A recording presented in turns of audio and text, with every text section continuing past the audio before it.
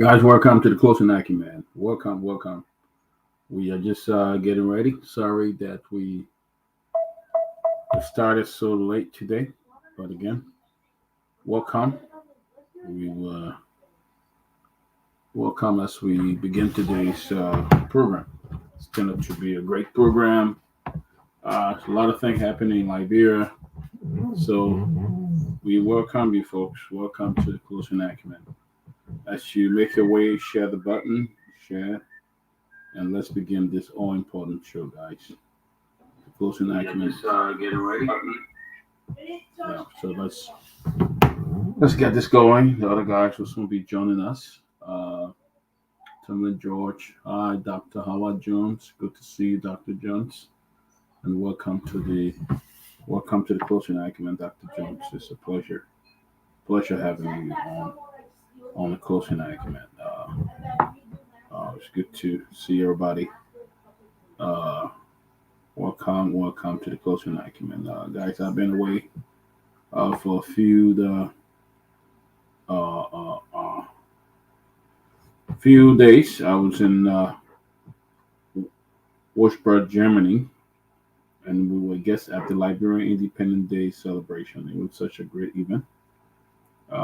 Hopefully, as time go by, I will be showing some photo of the happening in Wolfsburg, Germany. What a great place, and Liberians were very, very receptive. Very, very receptive. So we like to welcome you, man. That should make your way.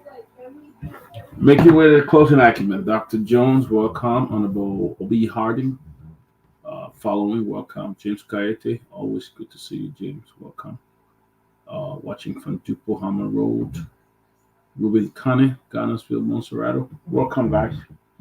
You should make your way. It's my honor to welcome you again to the Closing Acumen. There's a lot happening. Uh, lot happening. There's a lot happening. I just wanted to invite you the president statement today, the press brief statement to the nation. Former President George Weah, the central bank governor, been suspended. Is it fair or is it constitutional? Did President Bouakai act in accordance with the law of Liberia? Did he act in accordance with the act that created the central bank? We want to address all of that today. So as you make your way, just help us as well and share the button. We will be here to keep this going, keep it going. But it was a wonderful time in Wolfsburg, Germany. Liberians from all parts of Europe. It was great to see them, and they were covering our show. They tell me to stay out sometime 2, 3 a.m. in the morning, 1 a.m. watching the show. Special shout out as we begin to my friend Pastor King for his warm reception. They were very receptive. Pastor King was just amazing. He took it me in a way that I did not expect. But thank you, Pastor King, my friend. Good guy, very good guy. I'd like to also say a special thank to the president there of the European Federation of Liberian Association, Honorable Francis Menza, who was so receptive as well. Mr. Michael Muller, he was such a great man too as well. Very, very receptive. Khalifa, he was a great guy. Took us around Mayango. Mayango was great. He came from Holland. He was great. So guys, all of you, I want to thank you. Thank you for such a warm reception and hosting us in Wolfsburg, Germany. But again, we'd like to welcome you to the Closing Acumen. There's a lot happening today. Henry, if you guys are there, we are on now. I understand there's a little bit of internet issue with the radio, but they're definitely going to be coming on soon. So we'd like to welcome you. But this is what happened in Liberia. We saw recently the president making some uh, suspending some folks. Uh, some folk got indicted. Former Finance Minister, Samuel Twe, uh, former security advisor, were indicted by the government of Liberia. And so we want to make sure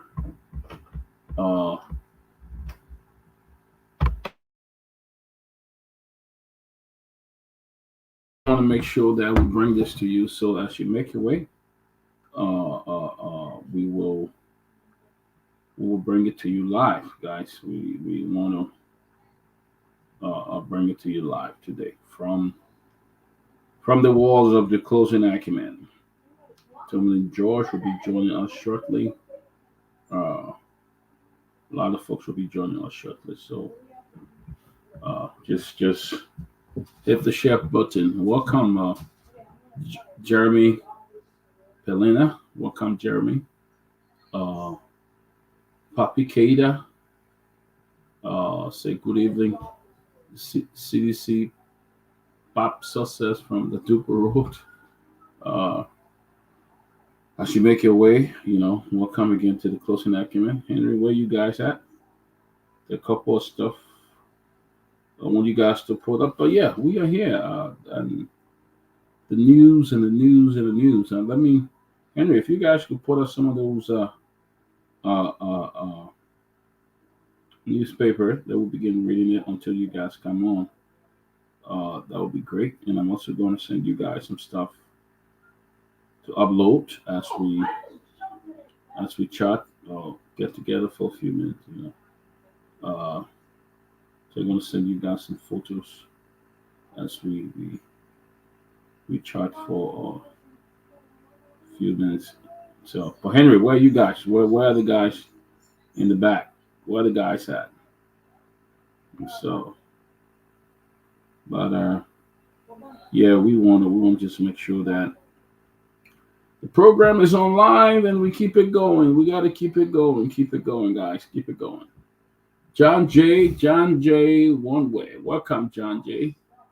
Hit the share button, guys. Hit the share button. Welcome, guys. Welcome. Our friends. Yeah, so we back. We had the opportunity to visit the Berlin Wall in Germany. We had the opportunity to visit also the Audi factory. Volkswagen factory, yeah, in Germany. But it was a beautiful speech. The guest speaker was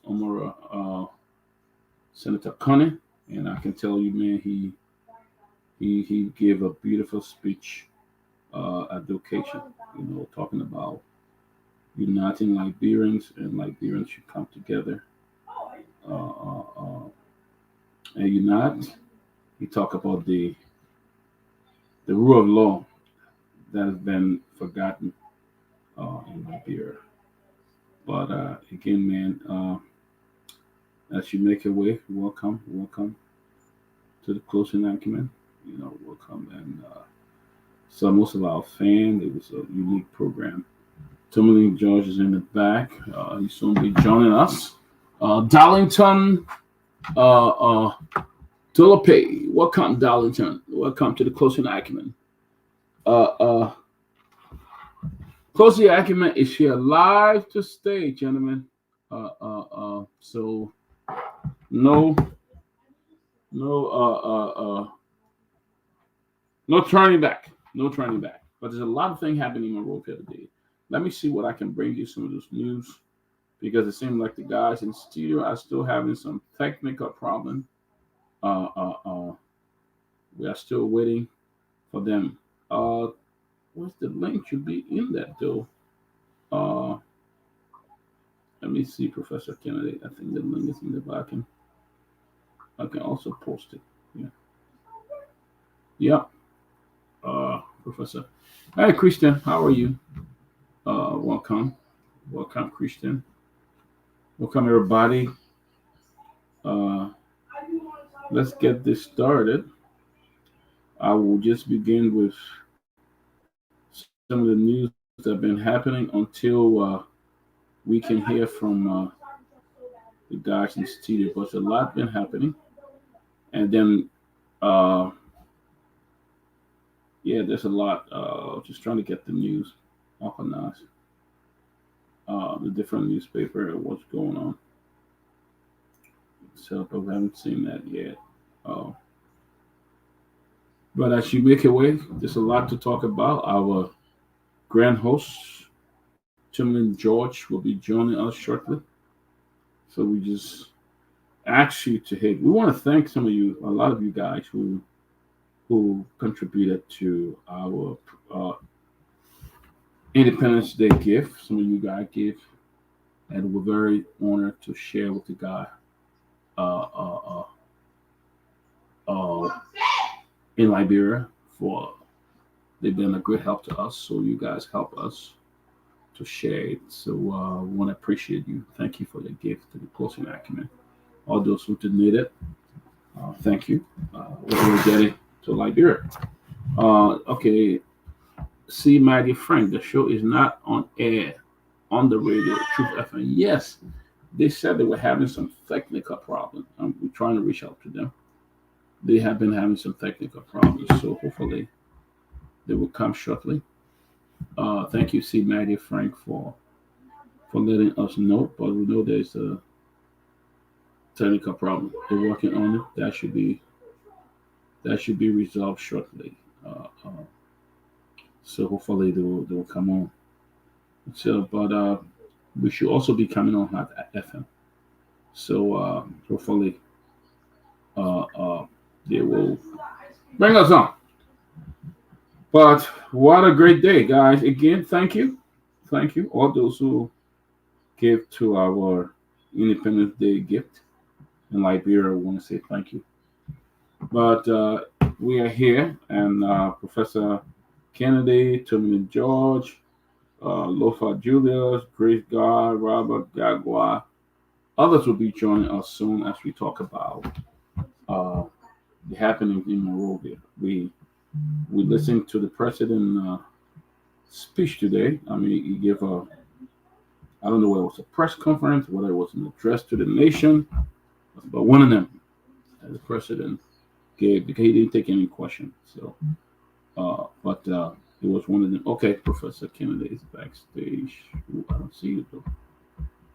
Let me see something here. So I don't see it. I think it's the wrong link. Though. Let me get another one, Professor. I don't think it's the wrong link. Okay, I don't know which. Let me get it wrong. Another one though.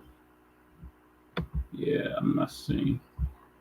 I think it's the wrong one. Let me get another one, Professor. So,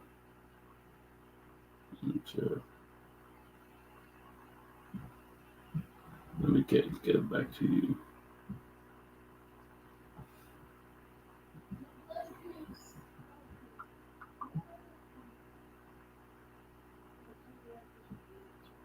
Yes, yes.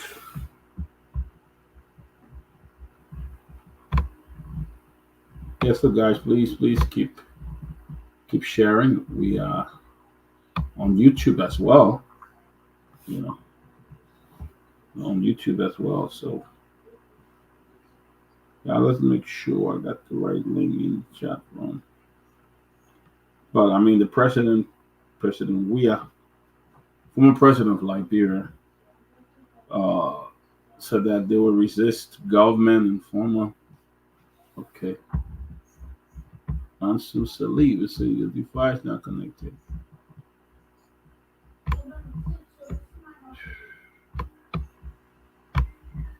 Okay, let's see.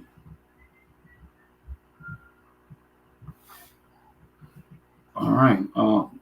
But yeah, what it said today? It said that President Weah threatened to resist government. Former President George Weah said that the Congress for Democratic Change will use a political and legal means to strongly resist the Barker administration. The political leader of the opposition party accused the government of alleged harassment and removal of civil servants from Peru. The excessive use of force against citizens resulting in several deaths and violation of the procurement law of the country, among others.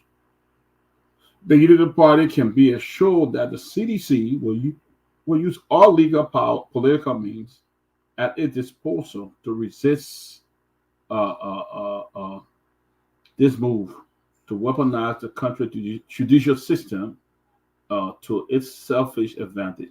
Yet, Mr. Barker, your action to politicize justice will be resisted and resisted strongly, according to the news, according to President Weah.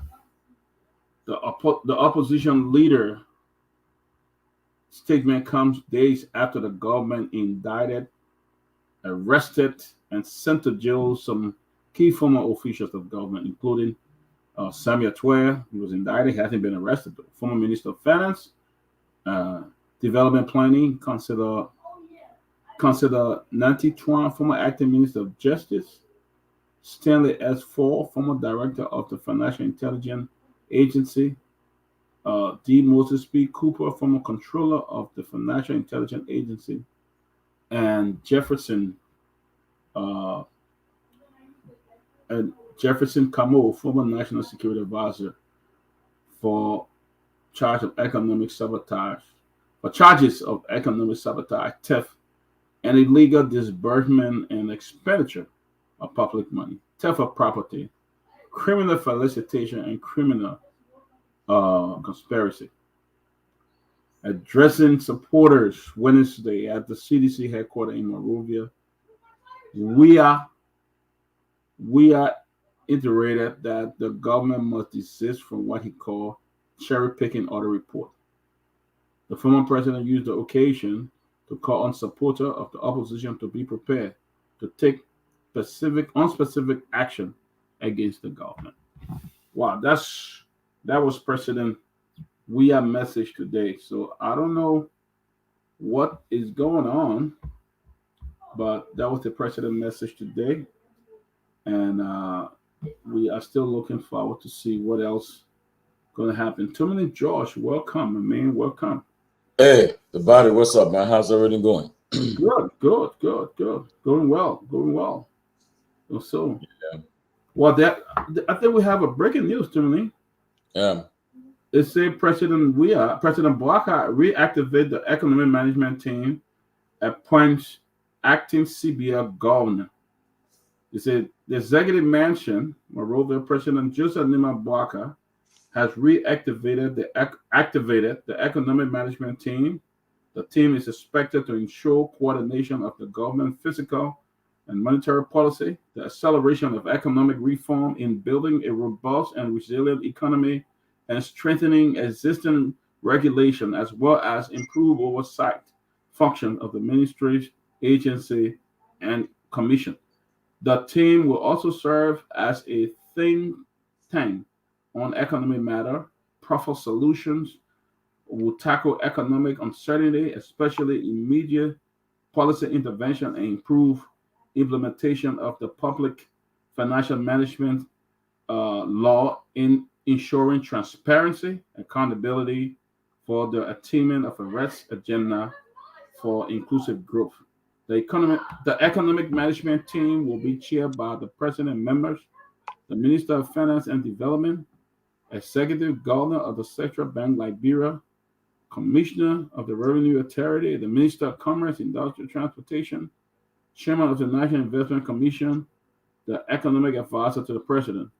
In a related development, President Bouaka has named Mr. Henry Samo as acting governor of the Central Bank of Liberia. These appointments take immediate effect. President Bouaka called on those appointed to continue to demonstrate diligent integrity, professionalism, loyalty, service of the country. Is Henry Samo his nephew? Well, I heard Henry Samoa is very close to the president.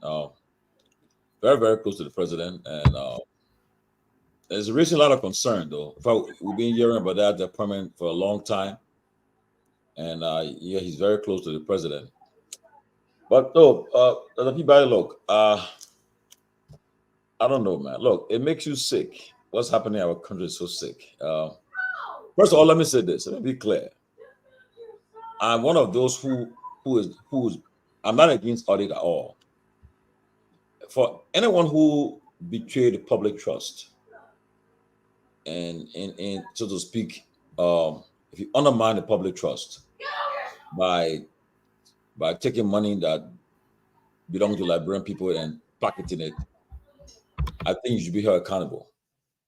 You should be held accountable. You should face the law. You should be prosecuted. Let me make it clear.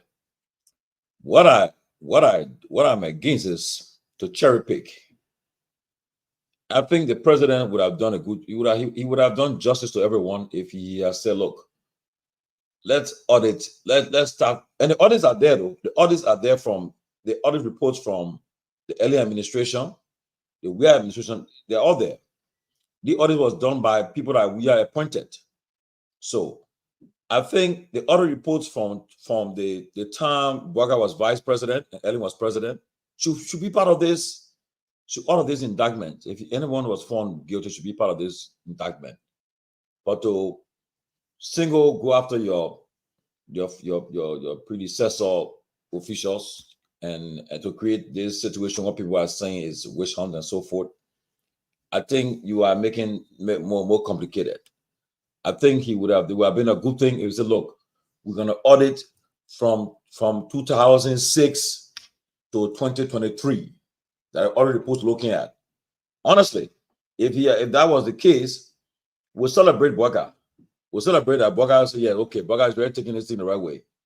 But if you just looking at the past government alone and leaving other people out, that's what people are now saying is witch hunting. But if anyone who betrayed the trust of the people, yes, I believe you should be held accountable. But to come up and just setting with the people, and what I can understand is that I see some of our friends from the UP, they are celebrating, and these very guys, all of them benefited from the CDC guys. No, make no mistake. There's some of them I used to be at McGill house at night. They were all there, helping in the place when they rent, their children's school fees, and all kinds of things. They benefited from the likes of Twe, of Koji, for McGill. All these guys, you see them today that are on Facebook, running around, making fun and doing all kinds of stuff. You know, they are there now acting as if they are the more holier than thou. And that's where people are having problem. And I think President Weah's speech he gave today, I would say that if as I look at it critically, it was more like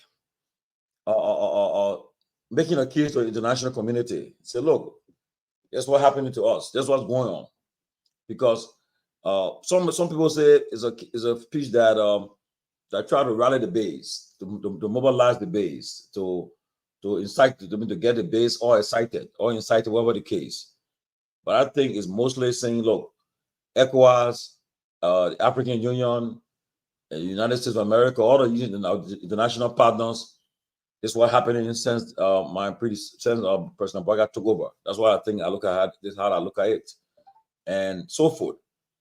But I'm afraid that if things are not handled the right way, and people are pushed to the limit, things may get out of control. And here's my fear, that the people. When Ellen was president, Ellen was lucky to have more than 18,000 foreign troops in Liberia. They were in Liberia for 12 years of her presidency. And today we have our national police, our military, and the immigration. And mind you, these institutions, the paramilitary institutions, are not they're not just for one group of people. You got people that love the other political actors, other political institutions. So, and if people start to ferment or trouble in the country to resist and do whatever the case, it may escalate and things may get out of hand. So, and I see people there, instead of them saying, speak with wisdom and say, look, let's make sure that what we are doing it in the right way, illegally, You're there trying to like front other people, and you don't want to see all of us here, all of us on this platform. We were there for the war. So what happened?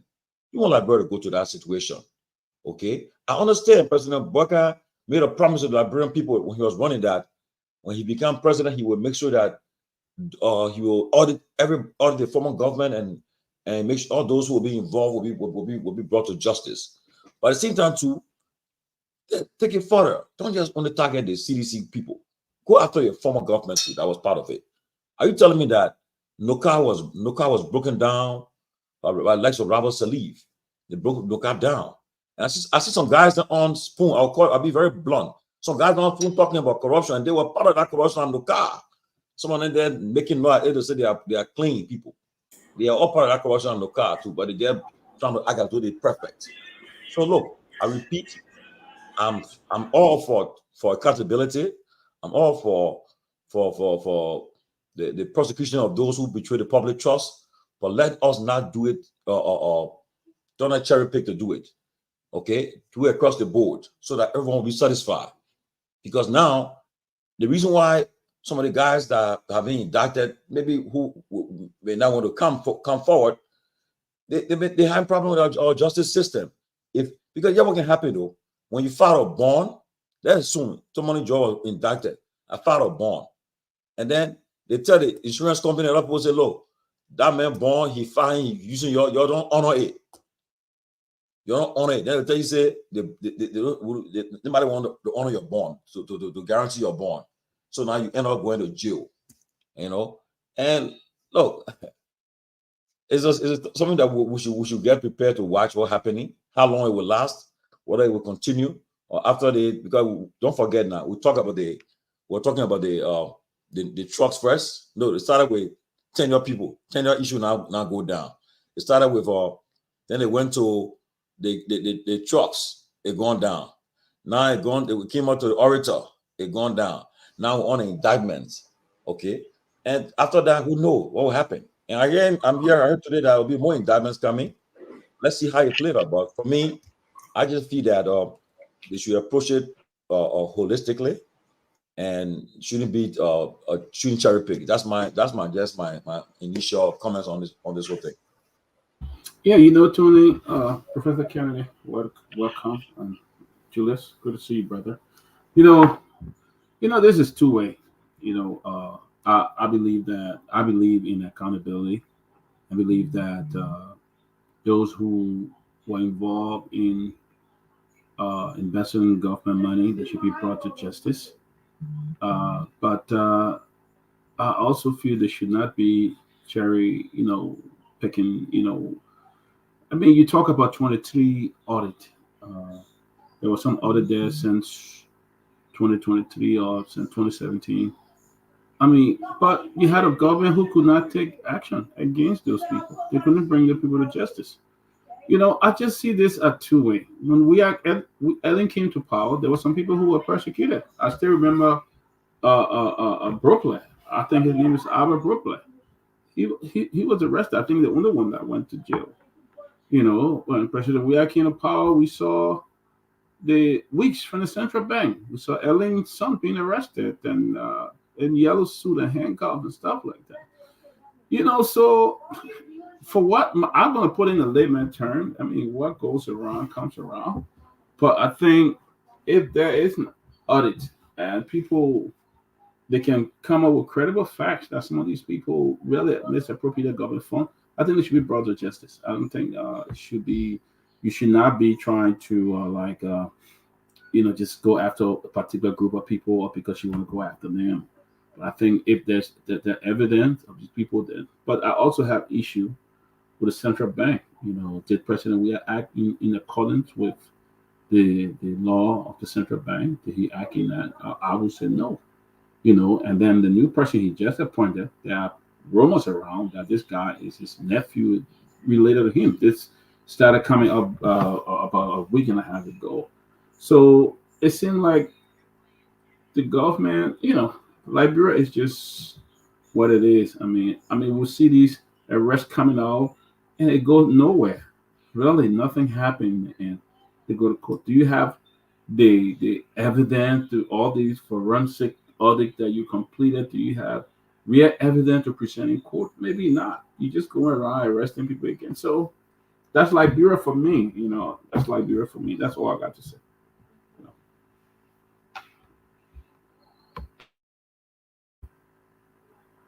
Julius and Professor Kennedy. Well, Look, oh, happy Wednesday, guys. Great to be here. A lot of things happening over the past couple of days that hopefully we can unpack and hopefully educate our people on, as far as the issue of transparency, accountability, and what we hope for in Liberia. Great to be here again to discuss national issue. Great to have our audience on here, guys. As you come on, do us a favor, just share the podcast. I believe we are on YouTube as well. So those of you that are following from YouTube, we appreciate you for being here, and as well as we appreciate your general contribution.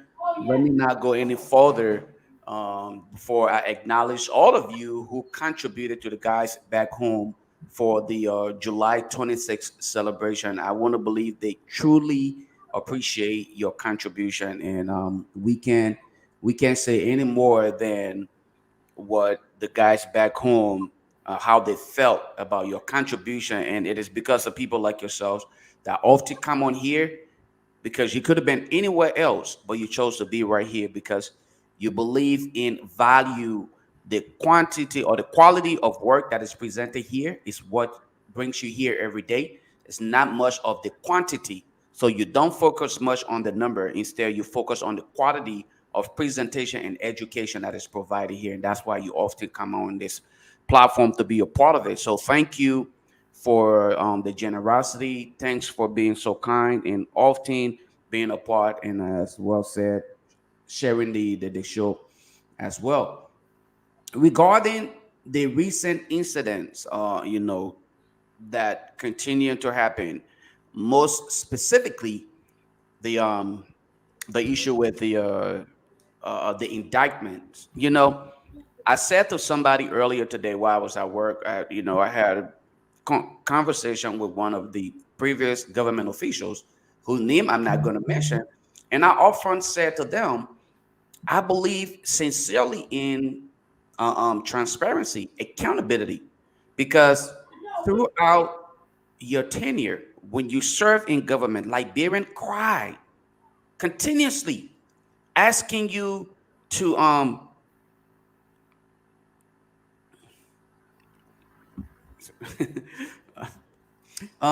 which often just it takes away from the purpose for which people invited you to be a part of the governance of the nation.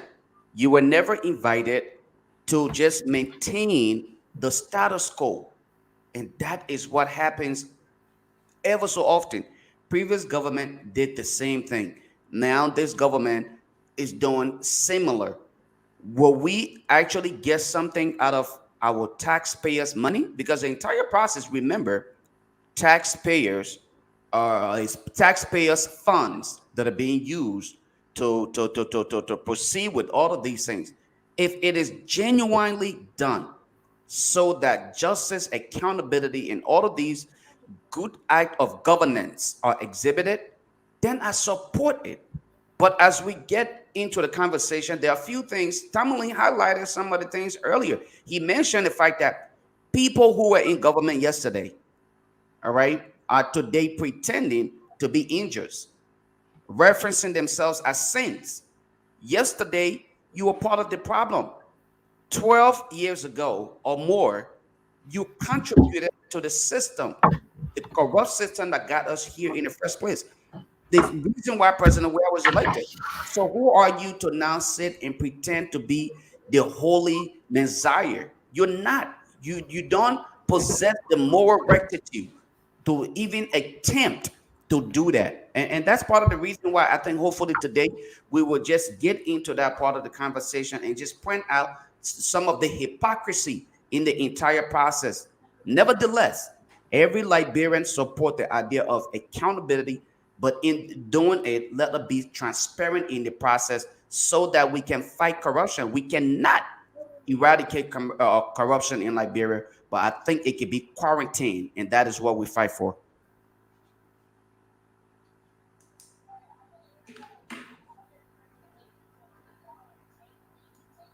Professor? Yeah, thanks so much, Doc. So my name, Lofa. Yeah, happy Wednesday, my friends. So yeah, I mean, a couple of things.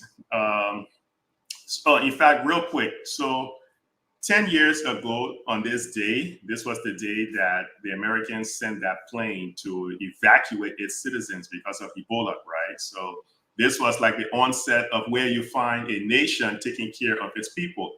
And I bring up the point of taking care of its people because that is what the government is meant to do. The government is there to serve the people.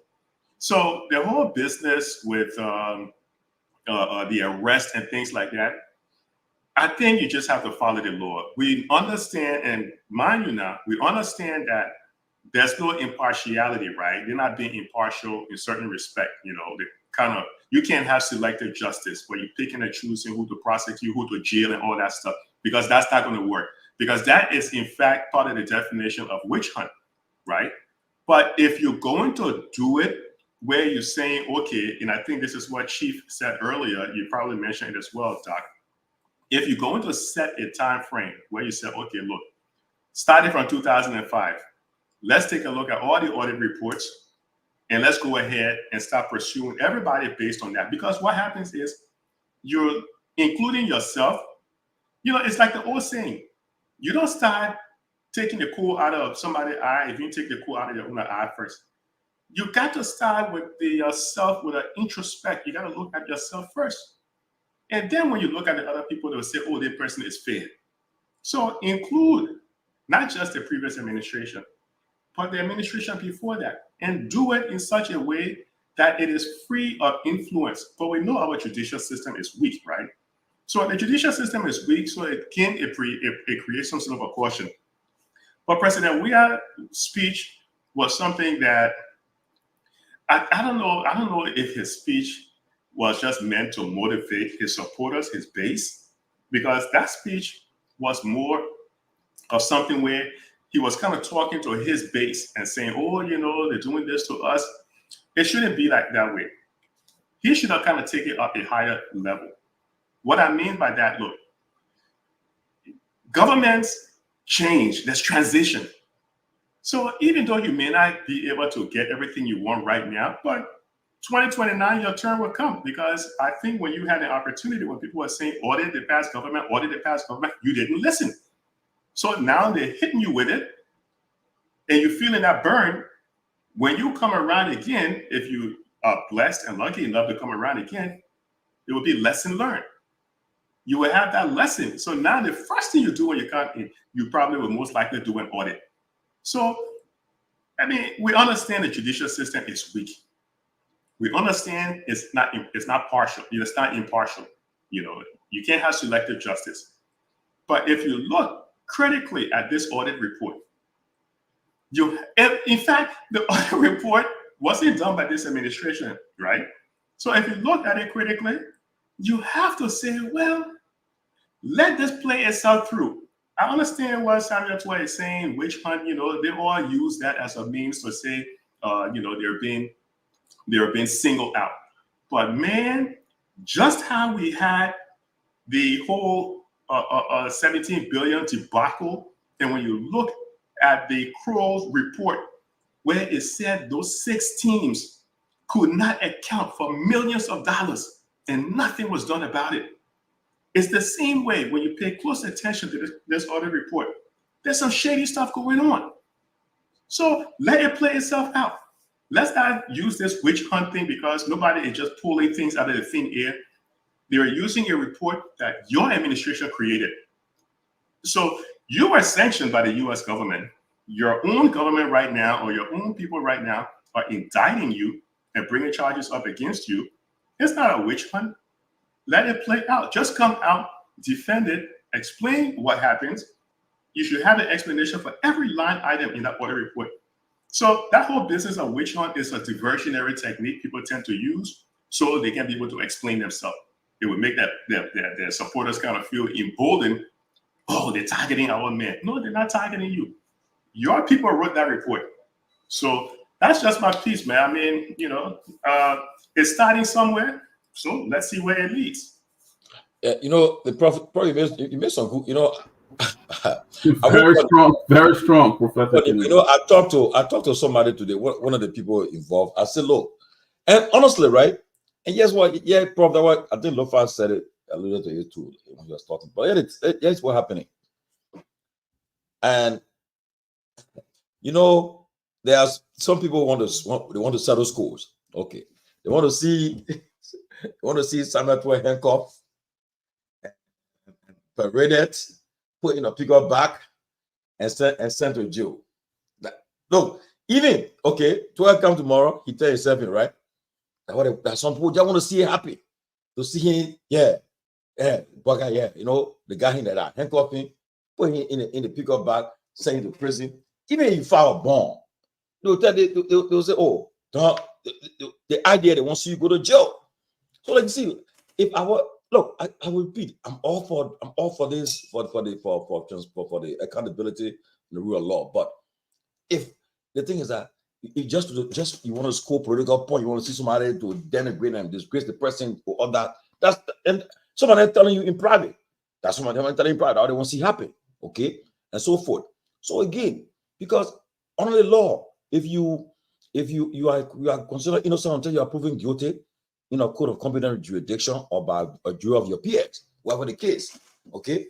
But again, if you want to settle score to see Tomalin, I want embarrassed. I want to see that scenario. I want to see, and then it makes you say, that's what they're trying to do, But look, like you said, the audit report. I read the report. I'm not a financial person. I have somebody the person, financial expert, will look at it. Say, Tomalin, these things are serious reports, and they think these things were done by people that were appointed by the former regime, the former president, and then. Don't forget now, the LACC, the past government, they amended the LACC Act that strengthened the LACC. They get in and de facto quasi prosecutorial powers. They gave to them. You see, so like Verdier, the former LACC boss said, the present LACC that we are brought left he left office. Were more stronger than the one when he was there on Ellen. So he said, I wish I had that one when I was there. So they gave them. So now the question is, the very people that you appointed, they're the one who came up with the indictment for the Justice Ministry and said you guys should be held for these things. So now, yes, like somebody said today, I was disappointed the president there, he gave a measured speech, but I thought he would have taken question. I thought the place you are taking question to double down on the speech he gave. Usually, with that kind of speech, take some question from the journalist, and then you double down on your context of your speech that you made. But just give speech and walk away from the microphone. I don't think it served right to. So I'm taking some questions to break it down. But right now, some people are listening to the speech. Some people say the president gave marching orders to do this, do that. They're taking it differently. And I think, me personally, we would have said, look, okay, give the officials then say officials will be accorded a due process. Yes, I will encourage them to come forward, or so forth. But again, just to settle political school where the just want to see somebody handcuffed. Because honestly, you don't want to handcuff somebody and parade them, put them in pickup truck like what I saw them doing yesterday to these guys. I mean, the former Solicitor General, the former National Security Advisor, handcuff the guys there. They put them in the back of the pickup and drive it then through. I mean, that's look. If the person resisting a different thing, the person trying to escape and you catch them, a different thing. But just to parade them and denigrate them, you make everybody say, imagine they're doing it to that person. Me, I wanted the target. You might want to do to me too. And but look, like we're finally saying, we all offer this, go for it, but let it be done holistically, not cherry picking. I mean, that's And, like what Professor said, they had the chance. President we had the opportunity for 6 years. There were audits. There were things you could have done. Bringing some of the UP folks to justice. He didn't do it. I mean, I don't agree with some of the folks that are on social media, like the Dillon and others who are writing nonsense on their pages, uh, talking about corruption. And they're all corrupt. But wait until the audit the Senate. How much money Dillon himself have received? Others have gotten. But the fact is, why didn't they take the action? Why did the CDC not audit those people? The city government not audit those people? They had it. I mean, it's like a play. It's like a replay. I'm watching. I'm seeing right now, because all of these things were going on in the CDC government. I mean, they arrested people. They paraded them on the streets. You know, so for me, the president message today, I think he should have waited and see what come up, what happened. I mean, there's the law, there's a government. I don't trust them. The people who are there now to make decision and calling on, for audit to be done. I don't trust them. Honestly, they're corrupt. But I think the president need to give it a chance, a new government.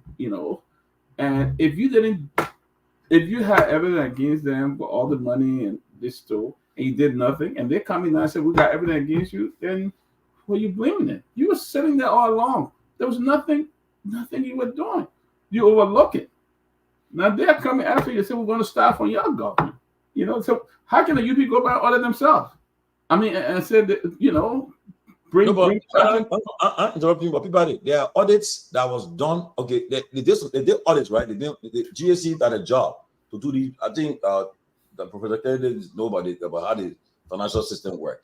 You do the audit systems, periodic audits and so forth. They've been doing it, but I think the audit report had been sitting on a shelf there, sitting down there, and nobody have nobody went after it.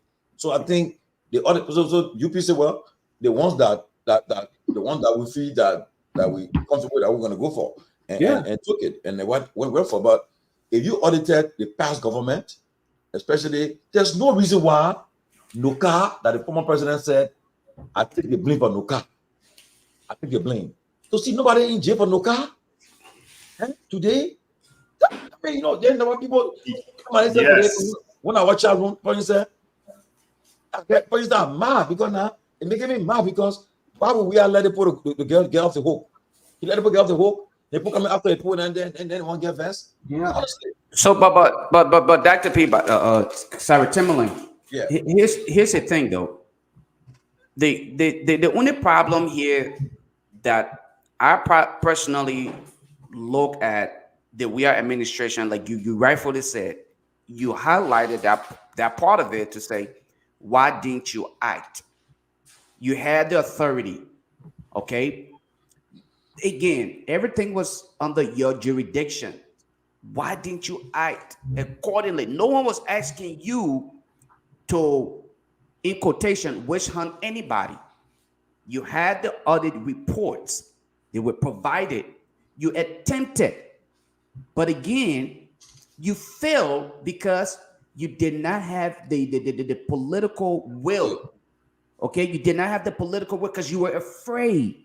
Again, because heavily you felt like a lot of the people in your circle were incompetent. So you were afraid that if you attempt to go after the previous perpetrators, the thieves, as we should reference them, they probably would have had a better rebuttal for all of your accusations. So you ran away from your responsibility. So in this case, this is what the UP is doing now. UP is politically looking at it and say, you know what? We can win political points here. Legally, if we pursue these guys, we are actually living up to our campaign promises. Regardless of how we do it, the public will not look at that. Because at this point, the people are very sentimental. They're simply just buying into it because they say, everyone talk about how corrupt Liberia politicians are, how corrupt government officials are. So the mere attempt to pursue them vast majority of the population will appreciate it. If you read some of the comments on here, people are agreeing. Even seditionists are saying, thank God that these guys are being sought out and hopefully they serve jail time. But if you're to look at both sides of the coin, I say this to you, both sides have no moral rectitude to even stand up and talk about corruption, not to even speak of trying to pursue anybody. Nevertheless, we embrace, encourage, and support the idea of transparency and accountability. Let them be, sought out. Let them be prosecuted and set that precedent that President Weah and others failed to set today. I'm not paying attention to President Weah's speech that he read today. Let the government do her part. When he's opportune, God forbid, to come back, he can act upon whatever he wants to do. Until then, let the government act accordingly. I want to ask Professor Kennedy a question. Right. Well, Professor Kennedy, I mean, that's your area of finance. Okay, look at the oil report that you have been perusing. What your attention is focused on a report to say, well, as an auditor, say, well, this where the government have a strong point, or this where those have been indicted, this where they have their strong point. Where in a report you say, well, with this, the government's point is they have a very strong case. With this, the indictees they're gonna get this. They will be the defense. I mean, if you're looking at how will you describe that report? So I'm not on mute, right? Okay, so that's a great question. So let me put it this way to make it easy for everybody to understand. So imagine you're working for a company. The company tell you, say, we're going to fire you on Friday. Today is Wednesday. They tell you they're going to fire you on Friday. You'll be like, oh, but you're going to fire me on Friday? And imagine that you are the financial man for the company. You're the treasurer for the company. And they tell you they're going to fire you. You're not putting good, solid years in the company. Most people would take exception to that. They would be angry. They would want to retaliate, or they want to do something to make sure they're not walking away without nothing in their hand. So this is what the audit report, anybody, you don't have to be no mathematician or financial guru. You will know something is up when I tell you this. Guess what will grab your attention in the audit report? So the line that says the basis for adverse conclusion, right? The reason why they're doing the audit and saying these things, here's the first thing that grabbed your attention. They say the central bank financed the government of Liberia payroll, listen to the date, on November 30th of 2023.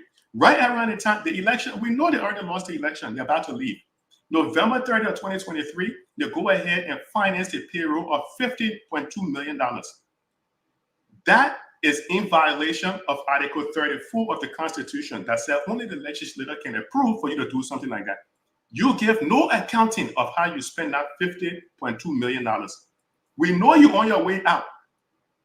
Where is the $50.2 million? That's the first thing you look at the audit report. You say, man, these guys were cleaning house. They were packing up.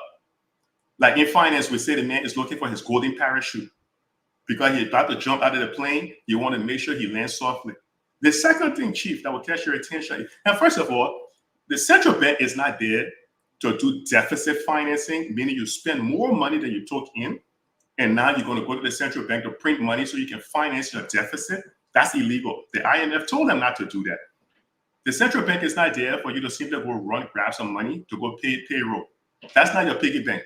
That's not what the central bank is for. But they did $50.2 million on November 30th. Here's the other thing they did that grabbed people's attention.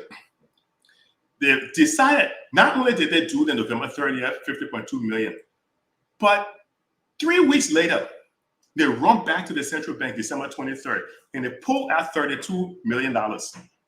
So they pulled out a total of about $82.5 million in a period of what, maybe 30 days with no ratification, without the legislature saying it's okay.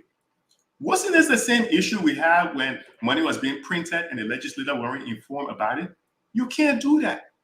It's in violation of Article 34 of the Constitution. So right away, it's going to grab your attention. These guys are collecting money from the central bank without telling the legislators, and they're saying they use it to pay payrolls. They're saying they use it to pay loans that were owed to the government. Who are the people that made these loans to the government? I remember this came up, and some of the people out there were asking. I know Darius Dillon doesn't have a lot of big fans over here, but Dillon at one time was asking, let's see the list of people who you claim have loaned money to the government. We've never seen that list of people who loan money to the government. Now we know when Kroll did the report, these guys had I like to call it the SEAL Team 6, because that team supposedly went out there, was giving money to money changers that did not exist.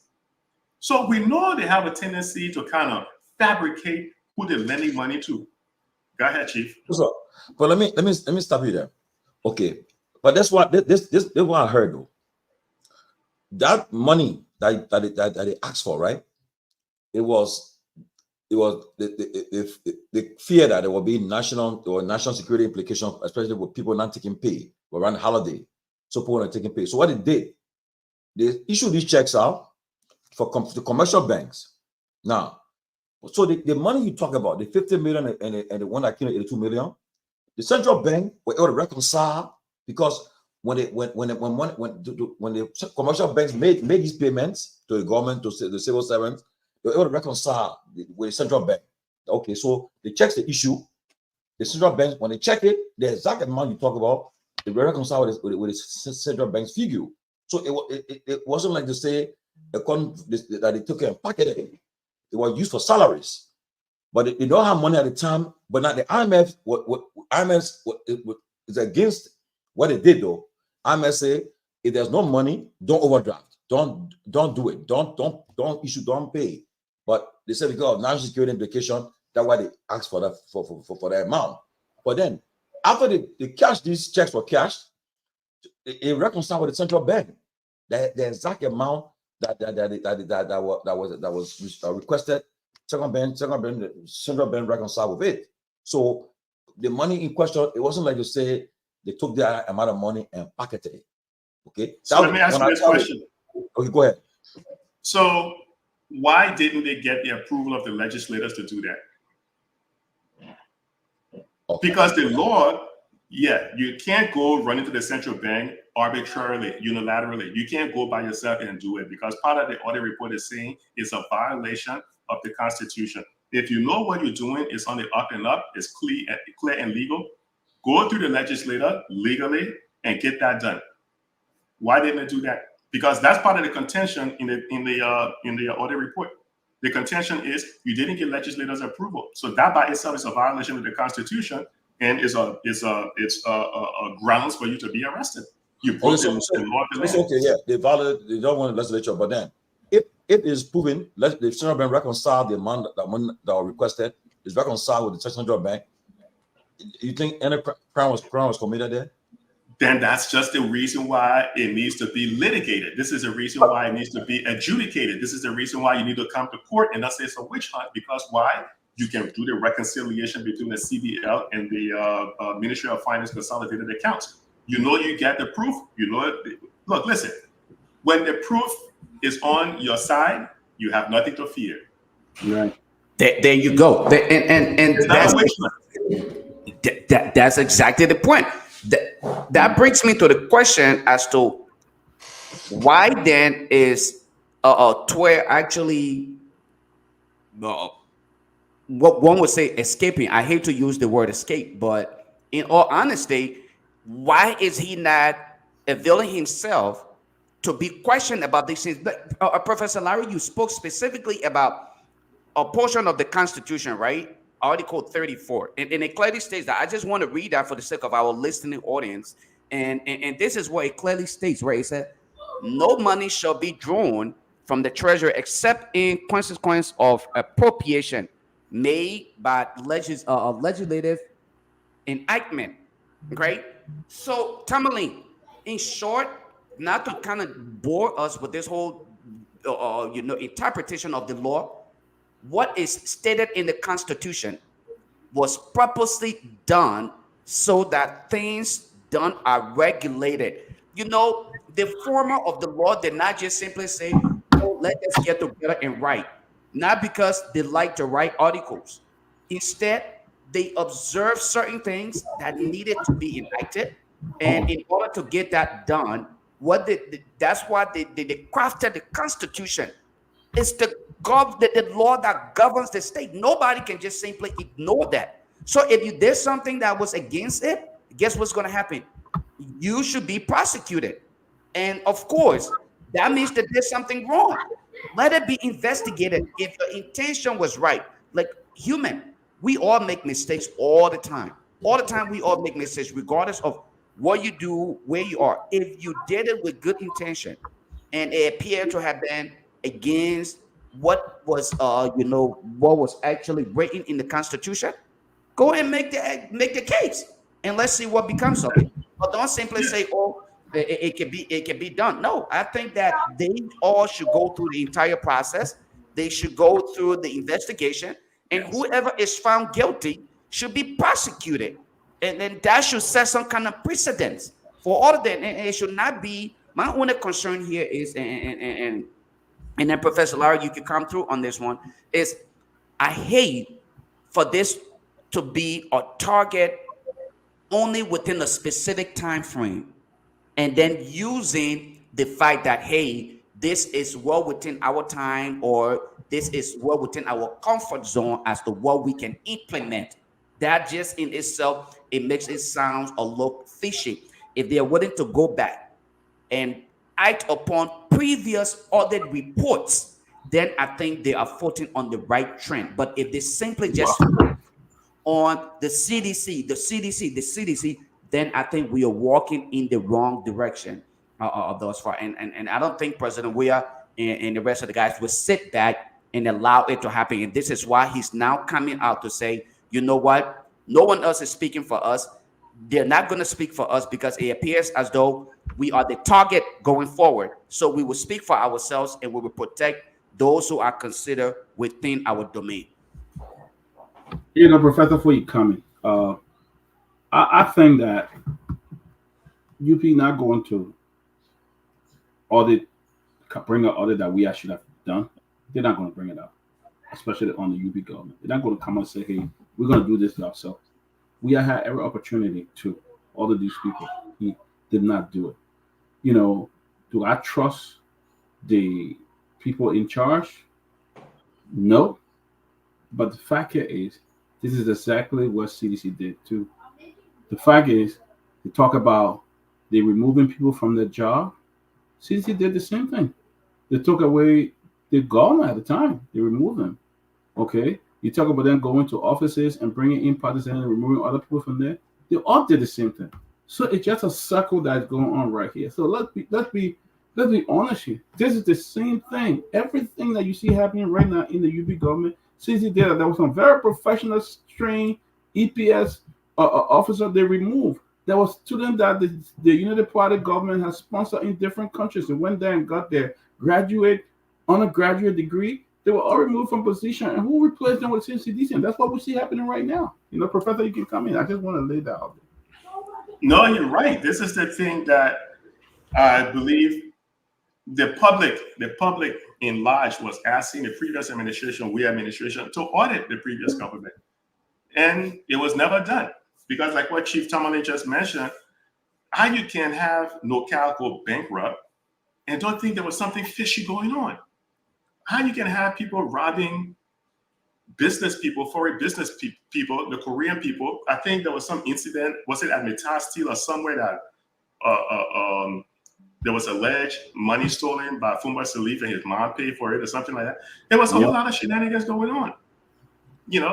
For all of these things, then people weren't prosecuted, and they were asking Weah when he came in to have these guys audited, but he never did it. So now we may not like it, but President Boycott said he was going to do it. In fact, and he's doing it, and then he got pissed off. The man told you, he said, when I get in there, we'll audit the previous government. You believe it? Well, now you get to see. But I see my man Alvin Logan making some salient points and putting out some very good comments. Do we trust the system? We know the judicial system is weak, right? But at some point, let somebody be the first mover. So President Boycott said, look, people have been talking about this thing. I'm going to roll the dice and let's see what happens. We can all say that it's not partial, it's not impartial. It's got all of these shady things to it, but it is what it is. But you know what Alvin is saying? You guys remember I mentioned this thing the second that I heard. Yes, The second that I heard, that the president has. I read it in the chat room. Yes. Exactly. I said, if you search the act that created the central bank, there's no way in that act that it says anything about suspension. You cannot suspend the central bank governor. In fact, because the Central Bank of Liberia was built using the same model like the Federal Reserve Bank of New York, right?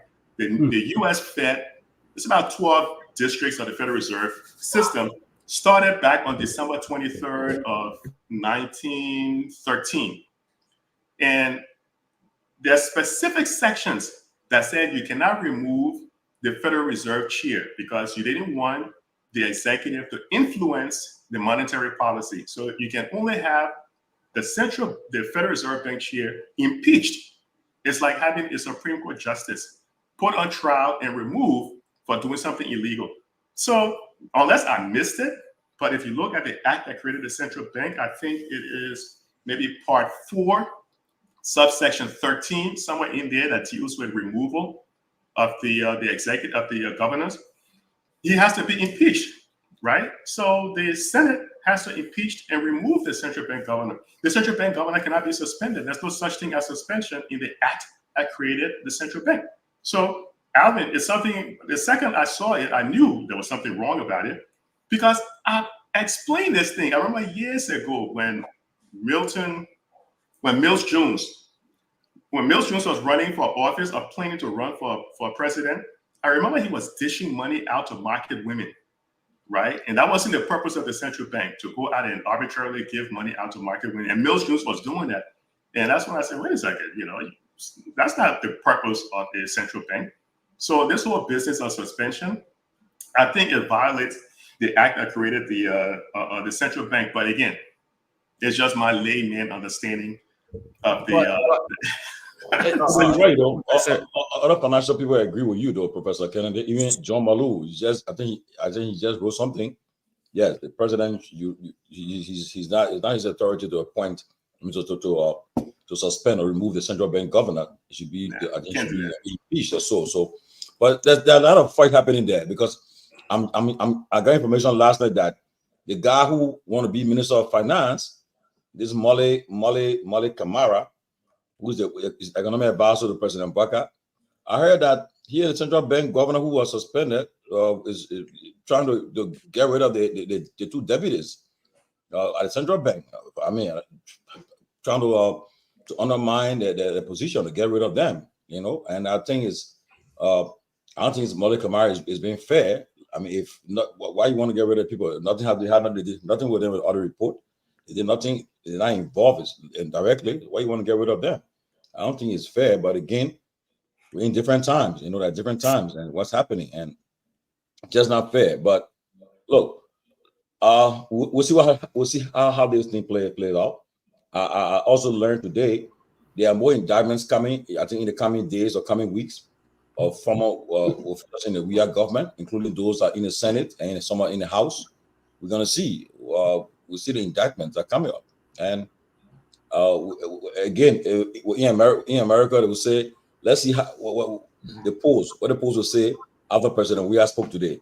Whether his speech moved the needle, but apparently his speech, I was telling someone today in one chat room, I said, maybe the UP guys then they feel in voting because they took to social media and made fun out of the speech and try to make a mockery, a joke with it. So the speech will maybe have moved the needle. They will be saying, well, but I don't see them showing that kind of exhibiting that kind of a behavior. They'll say, well, that takes time how we do things, but instead they're making fun, their own stuff. So I mean, it's like the speech in their own mind, it means nothing. So Tamerlane, in regards to that aspect of it, right? One thing I want you to understand that the UP entire idea of governance is lies and propaganda. Oh yeah, they master that. They They claim to have the technocrats, but these people are empty when it comes to implementation. And if I'm lying, you can do your own, just do your own little survey on the recent performance. All right. You will see that they heavily rely on propaganda, but they don't understand how to truly govern because they feel like the society that we find ourselves in is gullible to some extent that they can easily just maneuver the way with few online posts or appearance on the local radio and bamboozling the way through just spewing out a lot of political jargons that like the lives of Samuel Toy and other people speaking to about finances using all of these jargons without even understanding what he's talking about. So UP actually mastered that craft. But if you're to look at what is happening, we should be questioning ourselves. Why should one break the law to enforce the law? The reason why the United States, the system is so successful to some extent, nobody can say that. I mean, the system here can be scrutinized to some extent.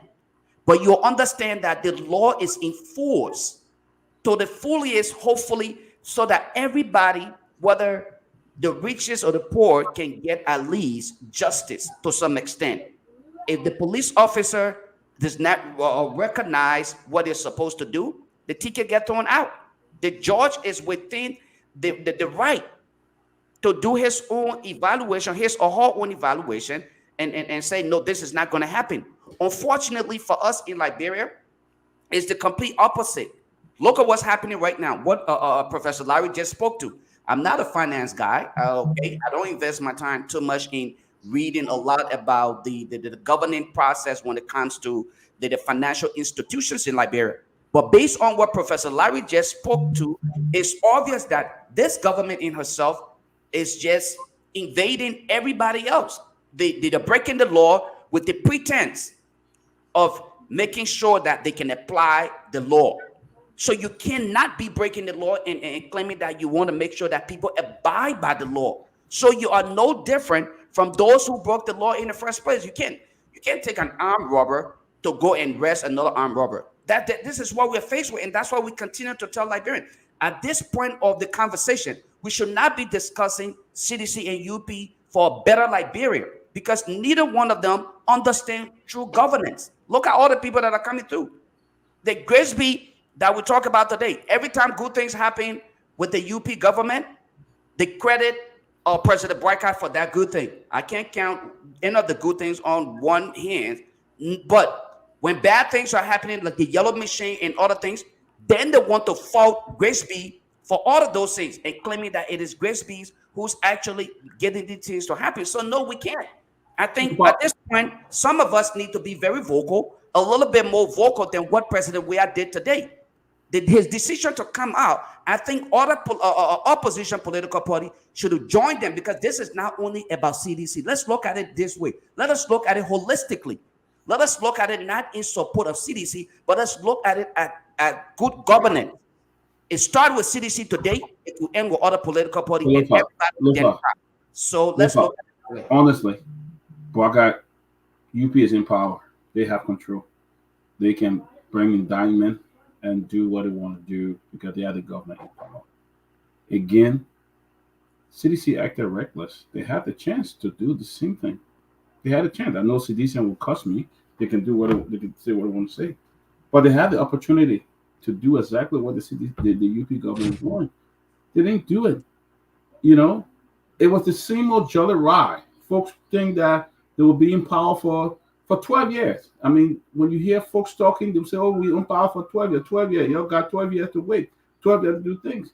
You know, I think the president's message was very soft today. You know, I mean, what? I didn't get nothing from that because wait until they bring it, say you're found guilty or something. They just indicted people. You know, nothing.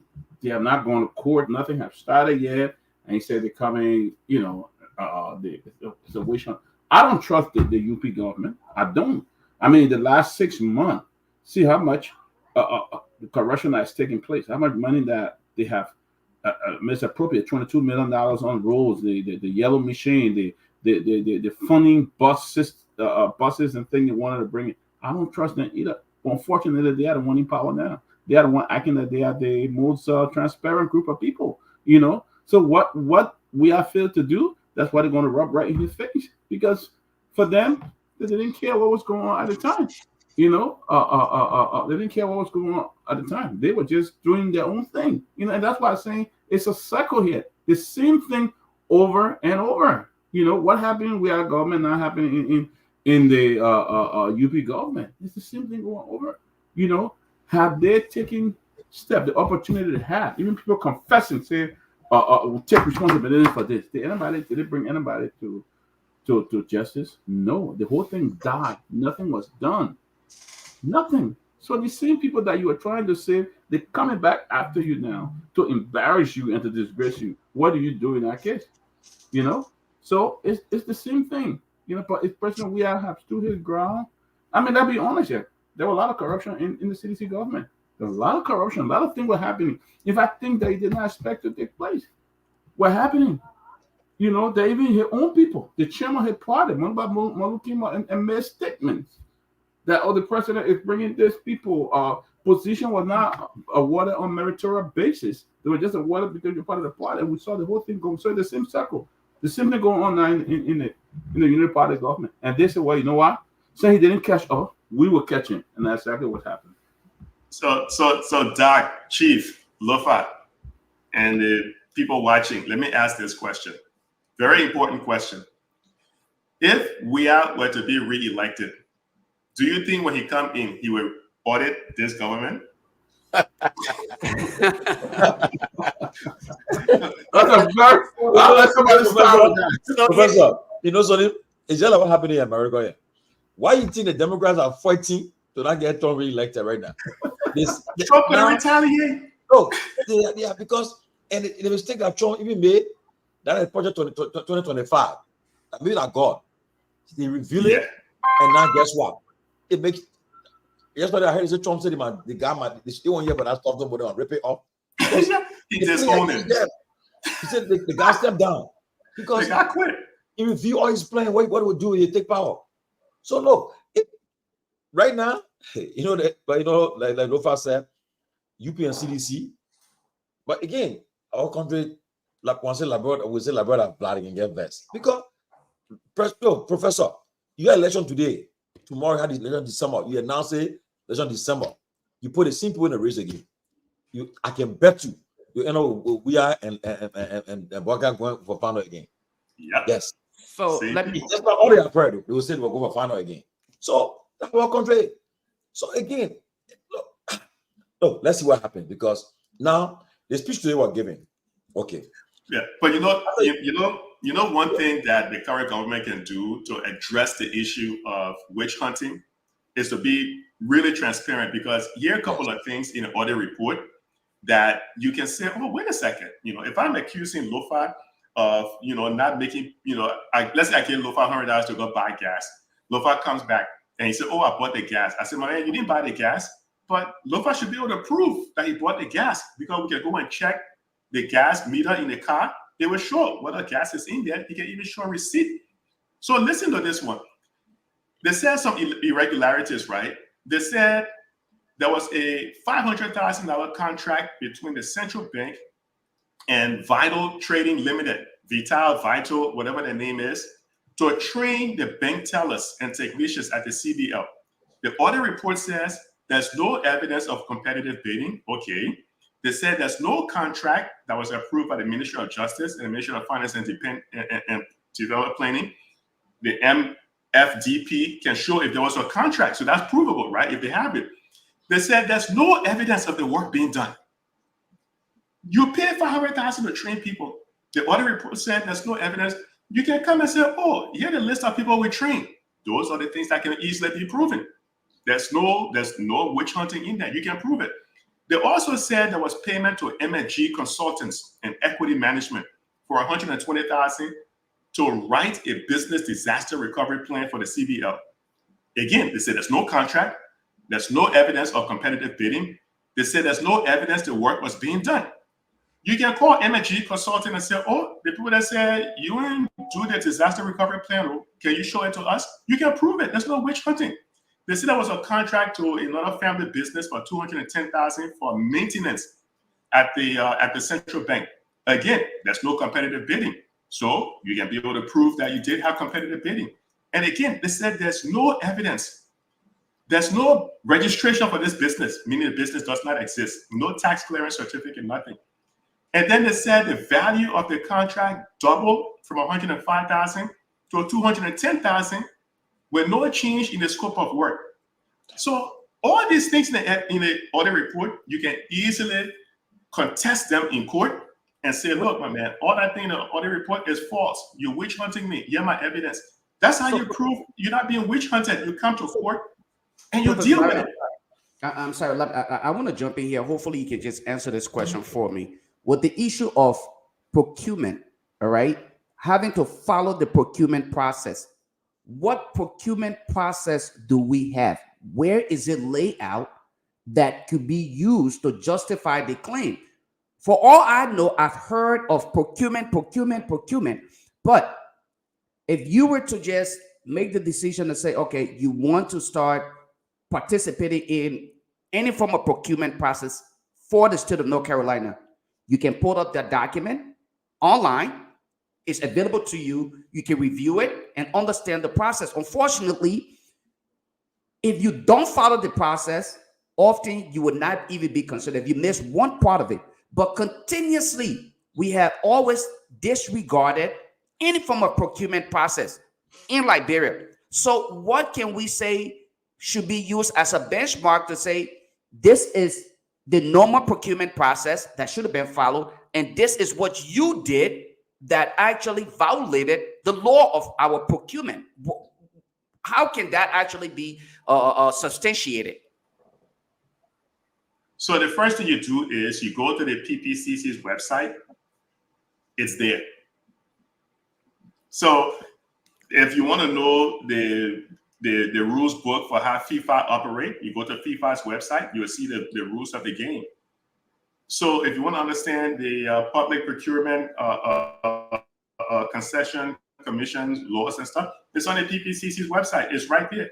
But to your point, that is not do they follow it? Right. Absolutely. That's what I'm saying. It's not followed. It's not followed. But And because it hasn't been enforced. It's not followed and it hasn't been enforced. So, Professor Kennedy, looking at this audit report, do you think, I'm sure you have already perused the entire report, and like Lofa said, some of us who are not in the finance world will not waste our time to really try to go through all that stuff. We just want to get the main things about you who the finance world have already not know it. But tell me, do you think it is a way? I mean, not a way, but do you think, depending on whether you have the good lawyers or what, do you think that those that are indicted, do you think that they will get from other this, able to get from other this, it will be found not guilty if they're saying all things constant, we have the system is not corrupted, nothing. You think they're able to get out of this? The best part of what you said was all things being equal, all things being constant. In a fair and just system, based on the audit report, somebody gonna go to jail. Wow. Somebody better start making arrangements, because in a fair and just system, based on this audit report, somebody would definitely spend time in jail for economic sabotage, because it is way too shady. Because the things that the CBL is meant to do is not even followed, right? People are not abiding to it. People are really breaking the financial laws. And these are things that have been going on, not just, the previous administration, but this successive administration have not been following through with this kind of stuff, right? Going back to what Mills Jones did, he put down some argument that the central bank is allowed to make those kind of loans to market women. And he was doing so right before he tossed his name in the hat to run for election. Of course, he might disagree with me saying that wasn't his intent, but again, the laws are there. But we know the system is not fair. We know some people will try to twist the arms of jurors to find these guys guilty, and maybe these guys myself try to twist the arms of jurors to make them, not guilty. And because this is a criminal case, they have to be found guilty by all of the jurors, right? You can have a holdout. So all they have to do is just convince one juror that this person is not guilty, and they can be vindicated, or they can be set free. But I think the key point you made was, if all things were being constant, the audit report is way too damaging, right? Wow. Considering also the prosecutor or the solicitor general would say, well, this audit report came from your guys. It's your people that started writing this audit report. That's not us. So it can be a witch hunt. But again, that Liberia. Wow. Professor Larry, And I think it happened. maybe I'm just jumping here because I'm on the PPCC website. I cannot find, I know it just happened within the past 5 minutes, but hopefully you can look from your end. There isn't any listed procurement process on their website, but I'll keep looking. Hopefully I didn't miss it, but I just thought to bring this to the public knowledge. Hopefully they can update their website right now. But I'm looking right now as we talk, and just to kind of share this with you guys, I'm on their website right now and I'm looking. There isn't anything close to the procurement process that you mentioned that should be considered. And I just thought to bring that to your attention. That's another thing that could be taken into consideration, the fact that they don't even have the process published, neither are they following the entire process. I just want to bring that to your attention, but I'll keep looking. Yeah, so Henry, if you guys have the link, yeah, please send it to Sylvester. He's been trying to get on. I don't know, the link is just difficult. So you guys, Tell please. Sylvester I sent it to his messenger. So look, so for us, His messenger. we're gonna watch the process play out. I don't know. So far, all those who have been indicted, so how many presidents are still alive? I know for sure that two years in the country, that I know, because I know I talked to him. But how many people are still alive? I think everyone show up with the exception of Mr. Tuerto. Everyone who was mentioned in that release. Stanley Ford have not shown up. Oh, really? So that the National Security Advisor, former National Security Advisor Jefferson Camo. To be honest with you, I personally, and I'm not trying to advise.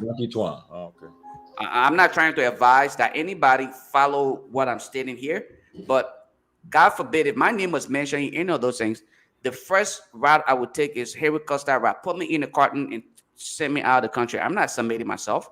I'm running out of the country. No, I'm not. No, there's going to be no fair process. Put me in the carton and throw me out of that country. What I believe, you're right, because no, seriously, to be honest with you, there would be no fair process. No, but the way Professor Cannon thought, I meant to watch the president. Why is he? Exactly. But true. Listen, but too many. If I was 12, I was not sure. If I was 12, but people, I told the man, I said, look, they put one heck of you, put you in the drop back, and one pair of you, put you in on the poor player. I said, I'm clear with you. No, but if only he will get a fair trial, then I'll go. But knowing Liberia, that's it. I will not do it. You will not get a fair trial. No, Liberia. Yeah, but the thing that Lofa just mentioned is interesting because if those people are out of the country and if some of them are in the United States, to extradite them, that's a whole new ball game. That's a different ball game right there, because you can't just go in another foreign country and grab somebody, whether they're a citizen or not, and bring them back. You have to connect with that government, put forth, especially in the U.S. I don't know about Ivory Coast or Ghana, but over here in the U.S., there's a court procedure you have to go through, right? Because even when the U.S. was trying to grab the former finance minister from Mozambique, that guy sat in prison over in South Africa from 2018. I think he sat in prison for like 2.5 years. The U.S. could not get him out of South African prison until I don't know what they did in the background before they finally pulled him out. It was the same thing if we go all the way back in history when Samuel K. Doe said there was embezzlement by Charles Taylor, and Charles Taylor was held at a maximum security prison over in Plymouth, Massachusetts. It took a while. And since Samuel K. Doe never got a hold of him, it was until, and then that's another story, that's another show. But if these people are out of the country, Chief Doc, if they're out of the country, if they're in the US or over in Europe somewhere, you can't easily grab them and extradite them. It's going to be even more complicated. Then you ask yourself this question: does the Liberian government has the money to pay lawyers to That's all we travel want. Yeah. to chase this stuff for a number of years? I don't think they can afford it. So it's a Lofa Yeah. made a good point.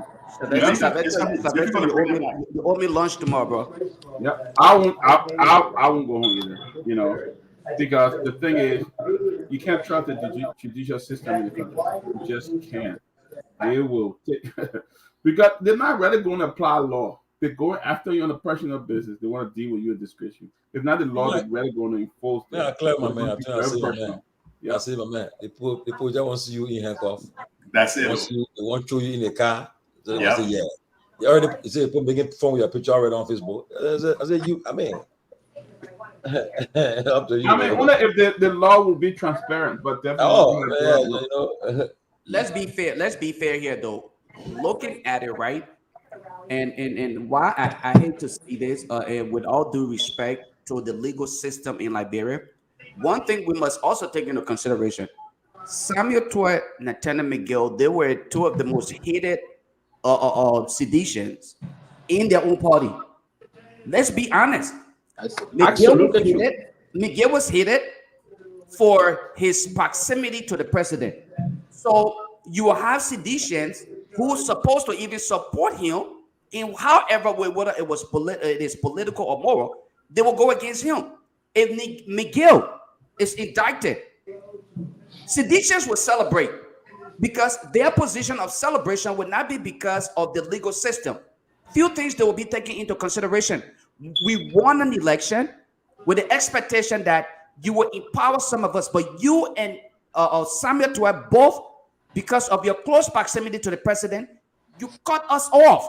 So now that you're in your problem, we would not support you, would not defend you. So considering all of those things, do I really want to put myself in that position?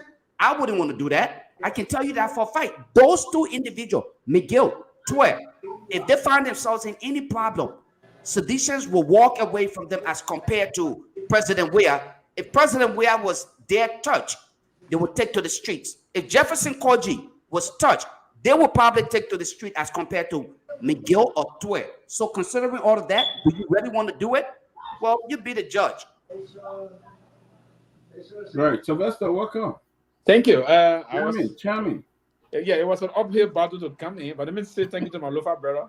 The Lofa Solidarity Party. They're in power now. Everywhere, every permanent so Lofa. Oh yeah, we have a central bank now. Central bank now. We'll take over everything. But wait, before you come in, Sylvester, Professor Kennedy, it is true that the economic management team, the governor of the central bank, he's not supposed to be part of it. Say it again. The economic management team, the central bank governor, he or she should be. I mean, should they be part of it? Yeah. Go ahead, Peter. Yeah, they're all in that whole basket. Yes. They're all within that whole basket. So they're gonna nab a whole lot of people because it's not just gonna be the CBL governor. I think it's gonna be they're going to throw a net out there. I don't want to say it's a fishing expedition, throwing a wide net to grab a whole lot of people, but they're going to try to grab as many people as possible. But I don't think the government can afford to put so many people on trial all at once. They can't afford it. And then because we also subscribe to the speedy trial doctrine, well, I take that back. Liberia doesn't subscribe to that stuff because there are people they've been holding without charging them for years. So I take that back. But in any country where there's a true legal system, you cannot hold somebody and not put them on trial within a certain time frame because there's such a thing called the speedy trial doctrine, right? So, but Liberia is a whole different animal. So let's not even go there. But I don't think the government can really afford to prosecute all these people. Then it's just going to be too expensive for them and time consuming. Not unless they prosecute one person, manage to take back some money from this whole scheme and then use that money to go maybe and legally prosecute some other people. But other than that, I really don't believe the government can afford it. So, but hopefully, let's see. Maybe the rule of law will play out. But I can tell you, Judge Weah is learning a lesson the hard way. I can tell you that for sure. But I'll be right back, guys. I gotta take a call real quick. I'll be right back. That's true. He's Yeah. relevant. So basically, yeah, too many. The central bank governor is member of the economic management team. The president chairs the team. The president is going to be the chair of the team. You have But when you read it, the comments from John Malu I put in the chat room. He said in his write up, he said he advised President Weah against it, and President Weah listened to him, and it shouldn't have been.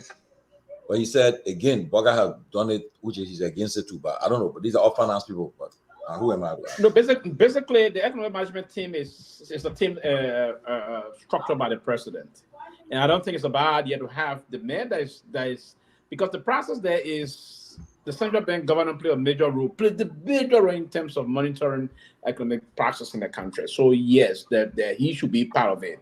The Minister of Finance is part of it. The Minister of Commerce is part of it. The President got the authority, again, via Article 54 of the Constitution of our country to structure said team. So I don't have problem with who the President want to put on the team, but the only thing I would have issue with is that the President should structure it in a way and manner that will benefit the country. You bring people that got an extraordinary thought process about the economy and as to how we can lift the economy and push that will uplift the country moving forward. That would be my thought process on that. But yeah, the president got exclusive right to organize their team, and he's the only person with that power. So now, the process about the rule of law in the country, about what is unfolding in the country. I am a New Progressive. Mr. Tua, Samuel Tua is member of the New Progressive, founding member of the New Progressive, as a matter of fact. What we believe in is we believe in the rule of law and adhering to the tenets of democracy. But yeah, I would say what I would call on the government to do currently is to ensure that we have, if you were to charge our people, our citizens, and our compatriots with anything moving forward, we need not to see anything politically motivated in this process. I will call on the government to ensure that there should be a very transparent trial, free vote of any political interference, and to ensure speeded process here. If you believe that this is the process that you're charging our people, our folks to in this way, you should allow the judicial process to play. There should be actually no political interference in this issue. And I will also call on our own comrades to ensure that, because if he did not turn himself in, what will be termed in will be considered as a fugitive. That would not be a good thing for him. There may be news the extradition treaty we have with the Cote d'Ivoire, the other countries wherever he is, to extradite him. That would not be a good thing. But we are calling on the government that they should ensure that there should be this should not be politically motivated. No, there will be a sense of other things that will come out of there if that's the case. I would personally think, because listen, in 2018, the government of President Weah also, you saw the late Salif, he was mock shot and the rest of that. They took him to court. It was under the administration of President Weah. Listen, we have to be very clear to get back deep into history. Why are you laughing, Timony? No, listen, I'm trying to bring back things. Well, I tell you right though. I mean, Yes. that's what I don't want to hear. The the government of President Weah went back to Israel, and people will want to. The Marshall. I'm not suggesting you don't mess me up. Don't mess me up. I'm saying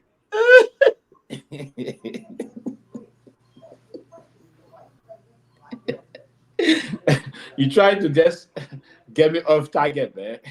So what I was saying, we have to be, as panelists on this show, part of the reason why this show is gaining the traction and the approval rating the way it's doing is for us to be balanced and realistic into our thought process or into whatsoever we try to project on this show. Now, my own disposition here may not be the reality or may not be this. One thing I'm very key of here is that we should all ensure that the processes leading to people being charged.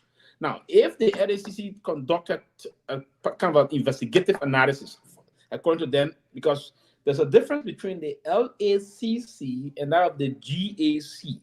The GAC is a Supreme Audit Institution, and the LACC is what we call a forensic investigative body.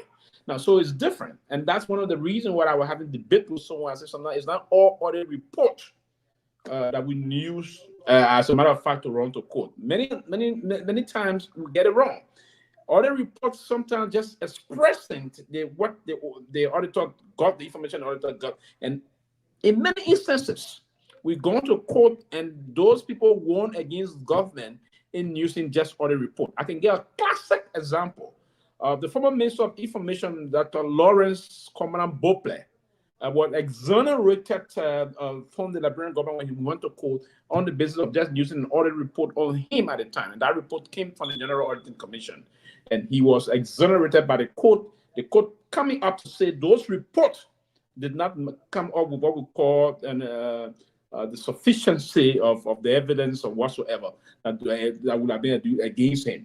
So he was acquitted on the basis of some of those reports that came in that the government could not prove a case just on the evidence the government produced as an audit report was not sufficient to indict the former information minister.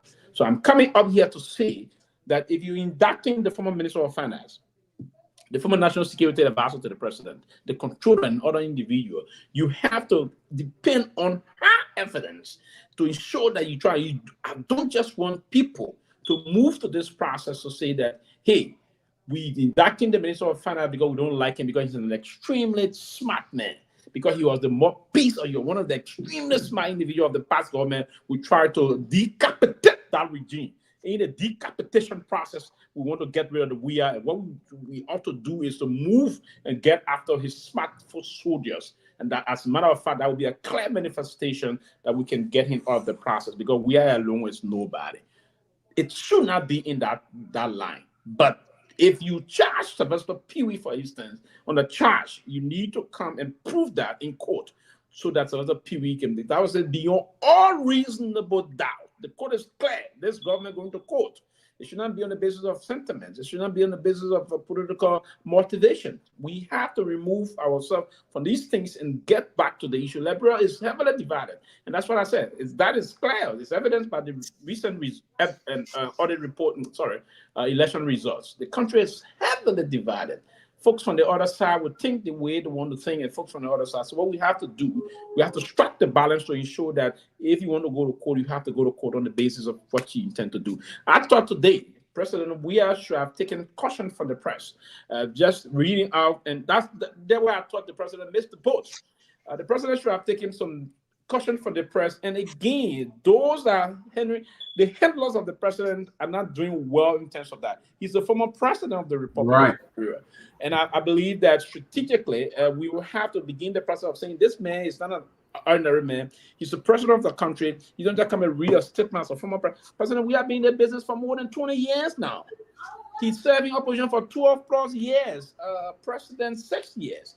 They should have allowed him to interact with the press when he would have given some personal process and that would hit the line. The press would have gone through the process of asking some very key questions, and his response to those questions would have set the basis as to where we headed and what is unfolding. But I thought that was a manner today on the part of whosoever that organized this press briefing for the president to just go and speak to the press. We are speaking to taking questions from the journalists. I thought it was not a good thing today, and we have to move to do a lot of things. But again, quickly before I conclude here, the central bank issue. The central bank governor. The law of the central bank is very clear, very restrictive. It is unambiguous that the central bank governor cannot be suspended. He should be impeached. That's a new line. But again, every government will have to be clear. You see, if you come, we have to just take stock of what will happen to money. Look back. We also suspended a past central bank governor. So the people say if the we are did it, and the major Liberia is now divided into two-party states. My dear brothers on this show this evening, we did the same to the past central bank governor. What do you expect people to do? Do we have the ground to come and criticize them? Do we? The decision the president took? No. That be made. Not quite against us. Now we should come and say things. If you did something yesterday, Lofa, we should be made enough to understand what we did. If we violated, listen, the president believe, and then we need not to push them to ask them what is the process that will for them. They're taking decision based on precedent set. Go ahead, guys. Thank you. Exactly. Let me- Before you comment, exactly what you said, Sylvester. And that's the same recklessness that we talk about that happened in the CDC government. These are some of the reasons the same people who disallowed the president from answering questions a day, they were the same one who were behind him when critical things came about to advise and say the president you shouldn't do this. They're like, oh no, he's not going to talk about The this. same thing, He's not sorry, gonna- the same thing that led us today. Yes, We shouldn't have allowed preachers to go. yes. Oh, yeah, preachers go again. Go for other people in Nima. They will do Exactly. anything for us. No, The same old people. the same mistake continue. Yeah. Go ahead. Well, So, like, you know, the couple things, Sylvester, you kind of hit it exactly to where I was going, but I wanted to make clarity on something here. I saw Grace commented as to whether I am advising people to, you know, to violate the law and then escape. That is not what I stated earlier. There are two forms of actions here when it comes to the application of the law, right? Human reasoning and judicial acceptance, right? When you pull over, are you comfortable with the police officer? You're supposed to stop and let that police officer do what they're supposed to do. But in some instances, they attempt to run off thinking that they can get away from the law, considering whether they are afraid, they feel like that police officer would not be the kind of person that he's supposed to be, because police officers are to be, they are to protect, okay, lives and properties. In the case of Liberia, when it comes to understanding of the judicial system, considering the fact that it doesn't even exist. So I'm telling you, in my own human capacity, in my own reasoning, considering the fact that they don't even follow the law, they don't even believe in the law they themselves. Those who are supposed to be implementers of the law don't even believe in it. So if I am put in that position, do I trust the system for the system to work out for me? How many of us here will sincerely say, regardless of the fact that this entire process was wrong, we don't think it should end up this way, let us stand up against it? Mr. Alexander Cummings, the most recent incident was with Mr. Alexander Cummings. How many people asked you? This man, he went to court almost every day. Some of you celebrated the fact that he was wrongly going through all of that process when he could have been doing other things. So I'm telling you today, look, while it is true that no one should run away from the legal process, you should make yourself available, but considering all of the trends of event, I am telling you tonight, I won't have felt comfortable submitting myself for anything that had to do with any kind of indictment in Liberia, because those who are in the process, they themselves as just as corrupt, and they are the inventor of stealing in government. The UP invented corruption. CDC practiced corruption and handed it to the inventors of corruption. He who invents his idea is the master of it. That's my thing. No, Yeah. look Go at ahead. Go ahead. no, look at just what you said, exactly what you're saying here. You know, I'm glad that you even went back to the Cumming case. They were there. Exactly. It was the CDC Solicitor General who was walking around parading with Bwaka, opening the door for him to get off the car and Yeah. take him in, because they had a man going through the anyone that turned to tell the aim was to cripple Mr. Cummings because they felt that they would win the election. It was all about political game. You stay there, they embarrass somebody, they disgrace him. Did the government ever come out and say, you know what? This case against Mr. Cummings will condemn what they were doing? Did they ever say that? No. So what we're seeing here today, I repeat, it's the same damn thing that happened during the CDC time. It's the same damn thing. They went into offices, they fired people, they pushed people out of the offices, out of the job, people who were even qualified, they pushed them up, and even brought people in that were not even qualified for positions and put them in government. The same old thing. They brought indictment on some people and all of that. It's the same thing that happened in the government. So you know what it is? For the people to rub it in your face, That's the same thing. Now you see how bad it looks when somebody come back and try to rub in your face. Why did you not persecute those people in the past regime? Why did you not do that? You had audits for editing. Why did you not persecute it? Who will believe you now? You're talking about, oh, there were audits, and the question will be why you did not do it. So it's the same thing. I don't, as much I don't support this government, I don't trust them. It's like the same old thing that you did. Now the librarian man say they're rubbing the oil right on your face, right back on your face the same way. Yeah. And that same thing happening. This is what it did. You have a president who came out, they had the opportunity to rather present a case to the librarian public. To rather present a case, oh, you're shielding him from answering questions. No, he didn't answer no question. Who you done there? So then all you said today, how could I ask you whether it was true, why you coming up now, or what are some errors? You boom, you jump in and leave. So who would believe it? Just can't say that. There's two sides to every story. Maybe his story could not be right. Maybe if they give him the opportunity to answer questions, it's the same thing they did in the past, and that's what got Unity Party. So don't blame Unity Party. Like you said, the people you guys said. Look, I remember when we were actively involved with the CDC at that time before we became president. When we had his office staff, one of those who was pushed for him to have press conferences and take questions, but people opposed it. And today was an opportunity for the president, after you had an important speech, everybody will focus on that speech. You address a jam-packed press conference. You should have taken questions. You got double down on and try to clarify most of the things you said in your speech is different from the speech you're giving. Try to clarify it, but you address the press conference. They give the speech and just walk away from the mic. It didn't help, because now what people are watching to see. Now, today happened, right? Let's see what happened in the next couple of days. Now, you have your former national security advisor. He's in prison at South Beach now. Your former Solicitor General he's in prison. The former finance minister he's still at large. The former and financial intelligence director is still at large. So people watch to see what happens. And there are more indictments I heard from the UP people today that are coming.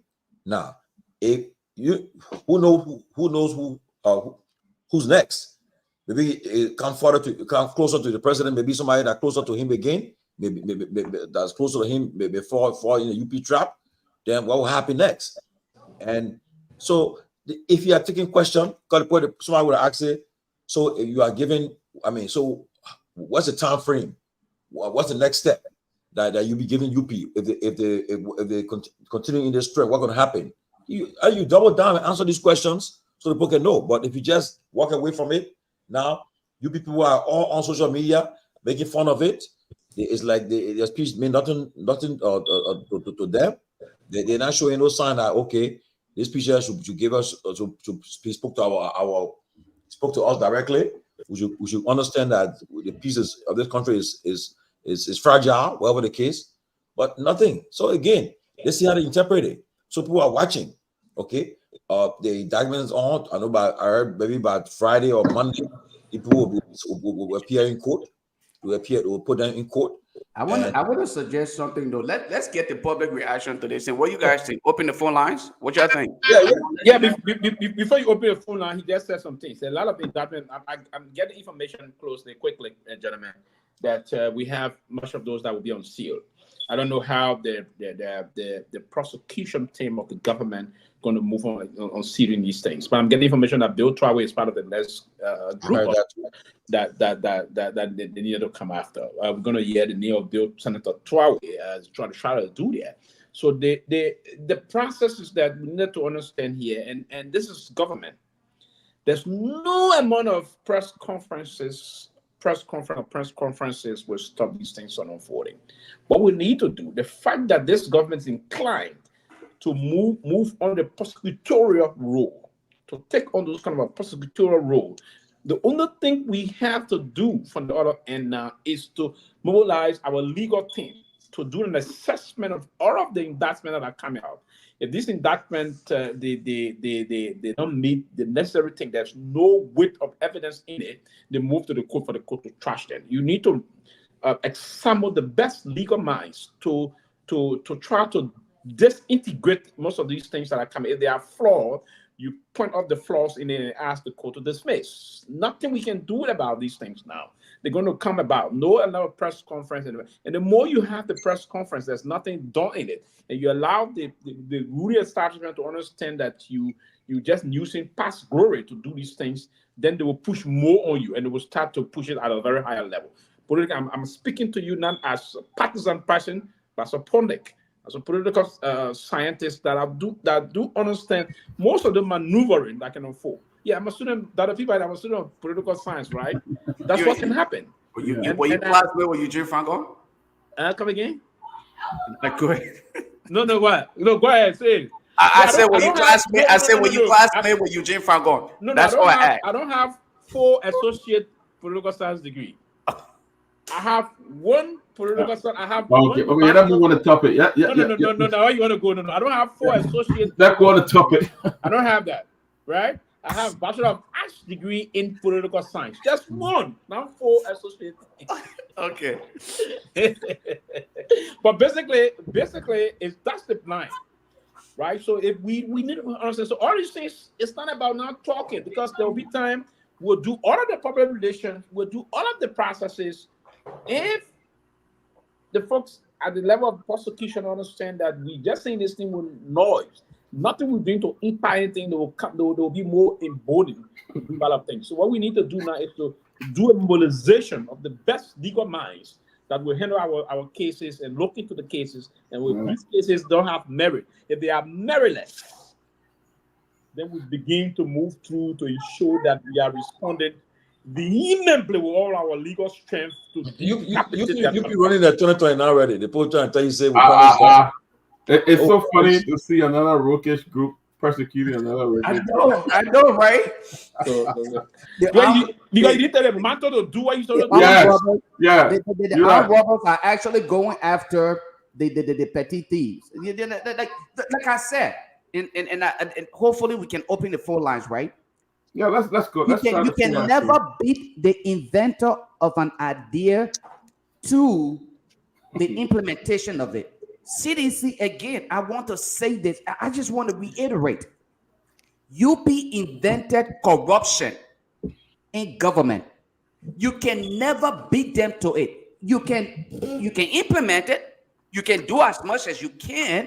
But remember, the inventor understands the idea behind it and how they want to do it. So CDC, when they came on, they did it. But again, because they were a bunch of rookies, they didn't know what they were trying to get through. They were amateurs at it. And so, of course, all of their practices and implementation were just up there. But the UP, the inventor is so they know how to manipulate the system so that they probably may not even get prosecuted by the next government because they know how to cover their tracks. Look at the recent Yellow Machine deal. What do you see happening now? The likes of Darrell Dillon and other people are working in the back to make sure that that entire Yellow Machine deal ends up in Liberia without having to go against the government. Darrell Dillon and other people benefited to some extent from the UP government.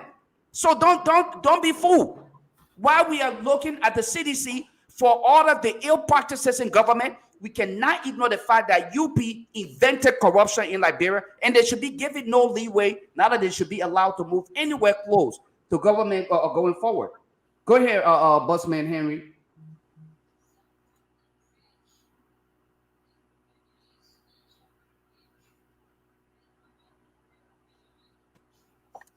$96 for 1 Truth FM. There's the Renaissance Radio. Yeah, today is Wednesday, the midweek edition of the closing argument here on Truth FM 96.1. There's a reminder into the program, the closing argument. 777-017-635, 777-017-635, 077-28-59-61. These are the numbers to call, and then you're going to be live here tonight on the program, closing argument here on the Renaissance Radio. 077-017-635. 077-017-635, 777-28-59-61. These are the two numbers to call and then make your contribution here on the program, the closing argument here on the Renaissance Radio. So let's call off. Hello? How are you? Your name from where you join us? You guys get him? I'm Harry. You calling from EIW opposite GT Bank. From EIW opposite GT Bank. Make your point a minute. Thank you so much, and I've got a lot of our people in the diaspora, and I love the expose. But what I want to say is, Liberia is our own country. We have to take it easy in pushing our law. We saw the voting aspect. It make the country was divided into two. Many other people from the northeast side of the southeastern side. So I beg the government of our president or Rebecca to take it easy with the other people. Our country will be peaceful as it is. That is my contribution for now. Okay, the president should take it easy with other people. 777-017-635. That's it. The president will have to take it very, very easy. No rushing. They pay. 0777017-635. To this caller. Hello? Good evening. Bossman, how are you, sir? I'm okay. I'm from Canada. I call from Kisi Community, Kakata. Kisi Komere. How's Kakara? Yes, Kakata, yes. Let me first applaud you and all those of you that have carried on this program for the immense contribution made thus far to the Liberian people when it comes to informing us. But I wish to question the entire seditions and all Liberians that are in support of the seditions attitude. Are they very conscious minded when it comes to the development of this country? CDC led the country for 6 years. Why didn't they carry on inquiry or audit to know what the previous government, the United government did, and why is it that today when the United government is seeking after the interest of Liberian people that is those that have been led on investment state form, then Liberian seditions are taking it out of context. It bothers me so much that when Liberians look at who COVID dying, and somebody come to restaurant or airport, then will start to criticize the things that are not actually in line with us. Why is the problem? Okay. Thank you so kindly. Why should we criticize a government that comes to rescue? 777-017-635 is the number to call. To this caller. Hello? How are you? Boss man, gotta be audible a bit. I'm okay, and you? Well, myself, I'm okay. I'm calling you from Grand Bassa, especially electoral district number 4, Wilson City, Grand Bassa County. I'm Milton D. Smooth. Grand Bazaar County. Okay, that's good. Where I'm following the discussion, and my brother, I've said it on our local radio station at Lifestyle Radio. I said we have to be careful. The leadership of this present UP government have to really look at things critically before they take action, because if not, we are going back to the ethnicity war that was before.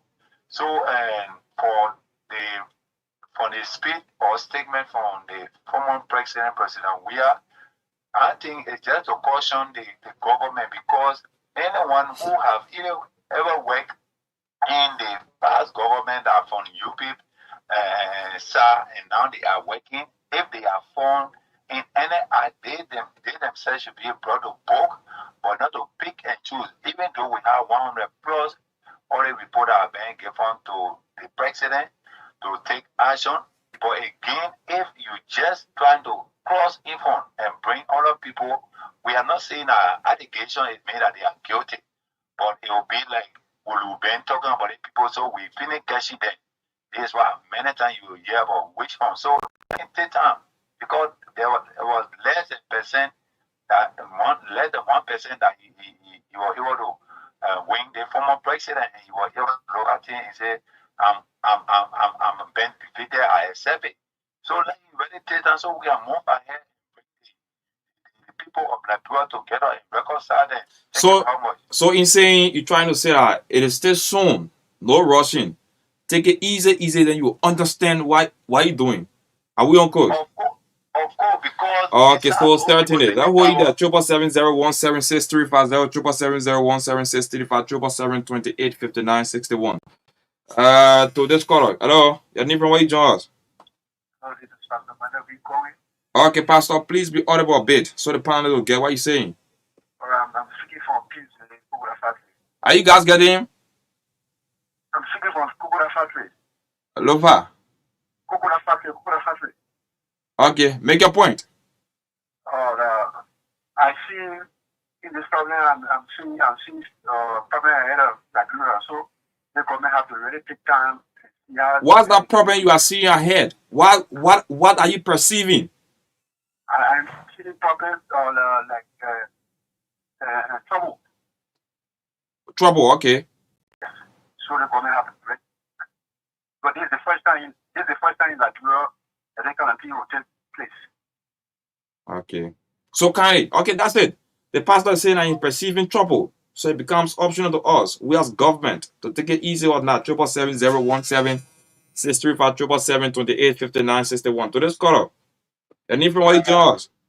Good evening. I'm doing zero speaking to you from Broadview. There, how's Broadview? Broadview is okay. Broadview is okay. Okay, make your point a minute. The idea about people saying that the government should not investigate people is a scare tactic. Bringing in the idea of city war and all those kind of things. No. Hello. Yes, sir. No one is saying that the government should not go on doing what they are doing, but they should take it easy, step by step, because it is still soon. Take it easy. Require for somebody to be invited, investigated, and give chance to justice system. Let us observe it and see how it's going to go. And somebody talking about unity party give birth to corruption.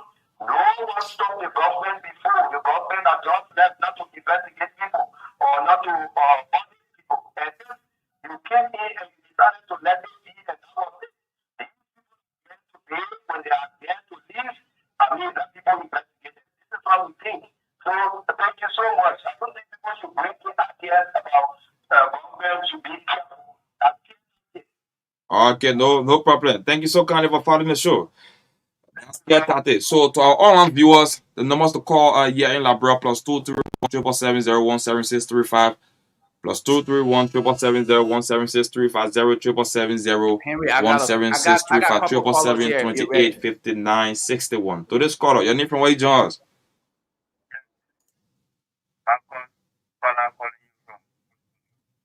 From Coast Hill. There in Puebla community. Am I right? Make a point. A minute. So what I want to say, for present analysis that you can about. Please be audible. I say thank you for you people for you giving us privilege to come on to this session.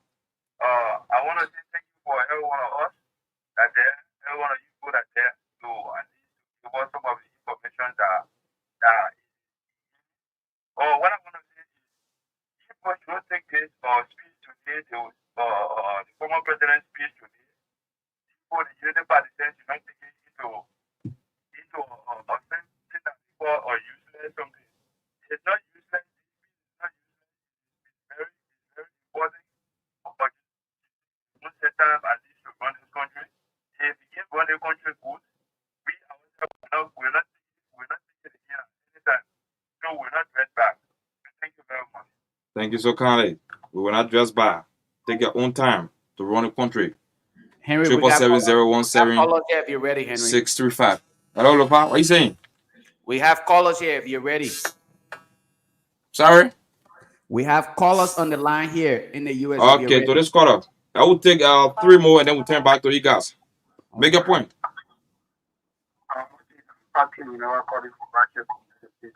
Okay. Go ahead. A minute. My concern then drawn to the report and the information coming from the leader of the state. I have different spectrum and different view about the issue. I think I am appealing to the present president, that I agree with it. We should give the opportunity to the investigator to go through the process. But I'm also a little bit shy about the suspension of a person from audit report. What I know, I thought if that person is indicted, that's the time it should be suspended. Because audit report is not indictment. Audit doesn't determine whether the person is corrupt or not, or what the system is to be set. But to suspend somebody and replace them right away, I think the president should revisit somebody's issue. Especially when he rejected the result, the report coming from the judiciary. When the judiciary said, no, go and set people, but do not put anybody to good position. Then he went ahead, reappointed the guys to go out. That is an affront to the judicial process. I think this is where the problem is coming. I'm appealing to the president. Let him do this holistically and stop pinpointing on a particular issue. So what I apologize should be all government about today. Because those slight error can lead to an example of the issue that will cause problem for the country. And this basically he didn't follow the process. I expected the president should have taken action on him. I expected also the president, Tabate, who caused that problem, and the police indicted him to be suspended. But no, and you're not taking those action, and you're going after. I support the issue of investigation, but that be holistic. So we can have the fever, our children are here. We don't want to go back to things that are not necessary. The force of this country is as strong as the population of this country. I'm appealing to the president to be holistic in his performance. Thank you very much. Thank you so kindly. Hold the president or listen to your appeal. But that's it. It is like a cycle. Man moving, man dropping. Let's go. Two more. Two to go. To this call, make your point. A minute. Hello. Go ahead. Your name from where you join us. Thank you. My name is Alfred Ernesto Barisaco, and I speak to you from the township of Johnson. Okay. Let me say this. I listened to the former president's statement today, and the question is, who really stopped President Weah from auditing past government officials? That's number one. Number two, when he paraded with Charles Sirleaf in a jumpsuit around this country, did anyone talk about which one? Number three, Brandon Samoka won the election as senator. If I participated, won as senator, later the position was taken from him and prosecuted. The brain embraced the idea. How come this time around, President Bouaka is saying, come account for the money you received while you were serving? They are not even get the president Weah yet. They only asking a lieutenant. Now a lieutenant now telling him to go and have press conference because they made to understand that after them it will be him. That's the understanding. That's why he had a press conference today, and you understand he had nothing to tell Liberian people, only to talk about how the process will be resisted. That's all, nothing else. So we are saying this country, and when President Bouaka administration ends, the next administration that will come, we expect you to also follow President Bouaka administration. Okay. That will serve as a precedent. This means any other person serving government position or position of trust, you'll be very careful because you know that you will be audited any time from now, or you'll be called to question or to ask question why you serve in that position, those things that you achieve. So we are saying President Bouaka should not back up, let him go ahead. Somebody say in my audit early regime. Sometimes we wonder how are they taking. I go people, I see one plan hanging that one on the ground, my hand get dirty, you say no, I'm leaving a clear way in the tree to go for the other red from here for you can cover the one on the ground. One idea is that. Thank you. We will start from now and will be prosecutors. Thank you. This is my bro. We're gonna be the last caller, 770-17635. We're gonna be our last caller here on the program, the closing argument. There's a program that comes away Monday, Wednesday, and Friday. yeah, on the Renaissance Radio 96.12 FM. It is your time, audience. You make a point. Yes, the president will listen to you. I guess the president found this show a whole lot. He will listen to you, and your qualms or concern are going to be taken into Harley. So, to this call, you need from where you join us. You gotta be audible, or I'll take you off and then put another one alarm. Make your point. My name is David Jackson. David Jackson. Calling from where? Calling from Clarendon. Make your point for Clarendon. Yeah, the issue, one of discussion when it comes to the further corruption with the government. For me, what I do see in this whole thing, and I want to say politics like a very the UP government came to governance by rhetorics, lies, all of those things were in power. They made false for accusation, 16 billion dollars, cemetery, carry 25 billion, putting pick up, all of that to fool the Liberian people so they can come to power. So to justify all of these lies, now they are coming to start going after people which are supposed to see that Waka have come up to say carrying on negotiation, gentlemen agreement with Akosot legislature. And all of these things today, the issue that has to do with investigating people through audit report, we are not disputing the fact that audit report should be carried out by them. But because we know that Waka believes in violating the laws, we will not infiltrate the justice system if we are not careful. So we want a transparent and a clear, an investigation. Which of course, when the former president made it clear that we will use the legal means and the political means, meaning in the time past, when some kind of issue occur, they put devil outside and started to obstruct the justice system, that this is why they will do to defend some kind, no matter how justice is taken. So when Mr. Weah said they will take the legal means, it's about violence, then the political means will be where you carry our people will go and demand fair justice. They see where they didn't put devil outside. So citizens will come out to defend their people in a legal means. So we will not be deterred. So no matter how we do it, we want the peace of this country to be maintained. So when Waka breach law, even the people from the central bank, today he suspending people without the legal way. And all of these things, we see the violation of President Waka. Okay. So I'm afraid the peace that we enjoy, we don't want to go back to the bad days. Thank you. You know what I'm saying? Thank you so kindly. Is to maintain 2029 prestige. Thank you. Because Okay. they keep the power by lies. So they say they deal with lie to the people about. Let them prove it by their hijacking the something that went through the justice system, will infiltrate them, will make them to look at the guilty. Okay. So that the relevant now they have for Weah is people will take it from them. Okay, But no the problem. God is watching this government. If the government never came by the will of God, they will always be disgraced. Okay. God is watching. God will prove things right for this country. Government that's for God. God is Okay. watching us. So that whole because of time, so let's go back to the panelists. So that's it. It is back to you guys. All right, guys. Nettie Davis, let's hear from you. We'll take all three of you guys on here now. Go ahead, Nettie.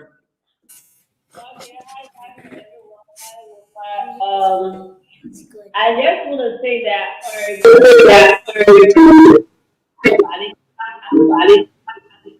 if you knew the conference, Guys, so if you never it's not sorry for that. But we the citizens are standing up, and we stand up and we always stand up. Right now, all the political party that you know, you are nobody standing up. When CDC was there, it was UP that was standing up. Now UP there is CDC that's standing up. When it comes to election after 5 months or 5 years or whatever, so people will start coming. Oh, they won't say he's running, they won't say he's running, they won't say he's running. Everybody should be quiet. That's we don't want to sacrifice ourselves. So you leave us alone. Let's do our work and we'll do anything we want to do. And we'll be honest and we are 100%. Thank you. Thank you. Caller 254, last four. It's 8432. Let's hear from you. Your name and where you calling from. Hey, Lobo, how you doing, brother? This is Friday Sony calling from Maryland. Let's hear from you, boss man. Yeah, I just want to say something, right? Liberia is divided between the lands, and the present government got almost upon them right now to unite the people. Mm-hmm. And what they're doing down there, that the people is a political witch hunt They're trying to marginalize potential people from the CDC government so that the CDC got no strength in 2029. Let me let you know. Where is Dora Muziska? They put up the fire on her. Where is those people that, or why, if you want to audit, why are you taking your audit from just 2018 to 2023? That tells you right there that it's a political witch hunt. So they gotta be very careful. And the citizen, I understand, maybe that'll take better than I was drunk for a very long time. But the only waiting for George we have to say do and they will do. So the government gotta be very careful with those kind of people. Thank you. Thank you. All right, guys. Those were the two callers we had on the line. Dr. Peabody, you guys can take it from here. I'm gonna. I think we got to do our closing now, guys. It's about the top of the hour, 8 o'clock. Then we're just gonna close and then call it a day. All right. So let's start. Let's start. I said, I got a joke. I got a joke here for Sylvester. there's Somebody Right. sent me. Somebody sent $10 to Close and Accurate and said for your smoke each other. Anywhere in the world. No, but there's Sharon. I posted something about the. I got issue one By the time we still got Sharon. But send it out to me by there, please. Send it so Sharon. Yeah, they sent $10. I mean, Heron, the stuff about the Burkina Faso president. Can you post it for me, please? Yes. So we'll still got a little time. Watch what the guy did in Burkina Faso, man. Okay. Yes. Look, that guy.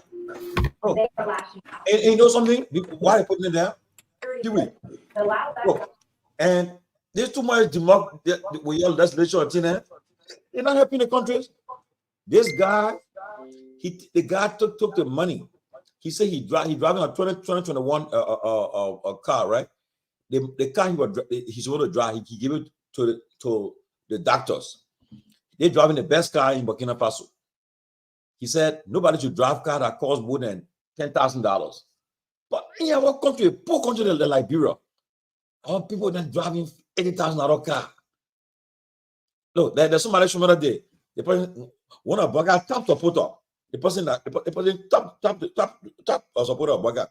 Say to money, look at the public close now. We're in custom made share, JMB. then they say the public wedding anniversary. On a serious note,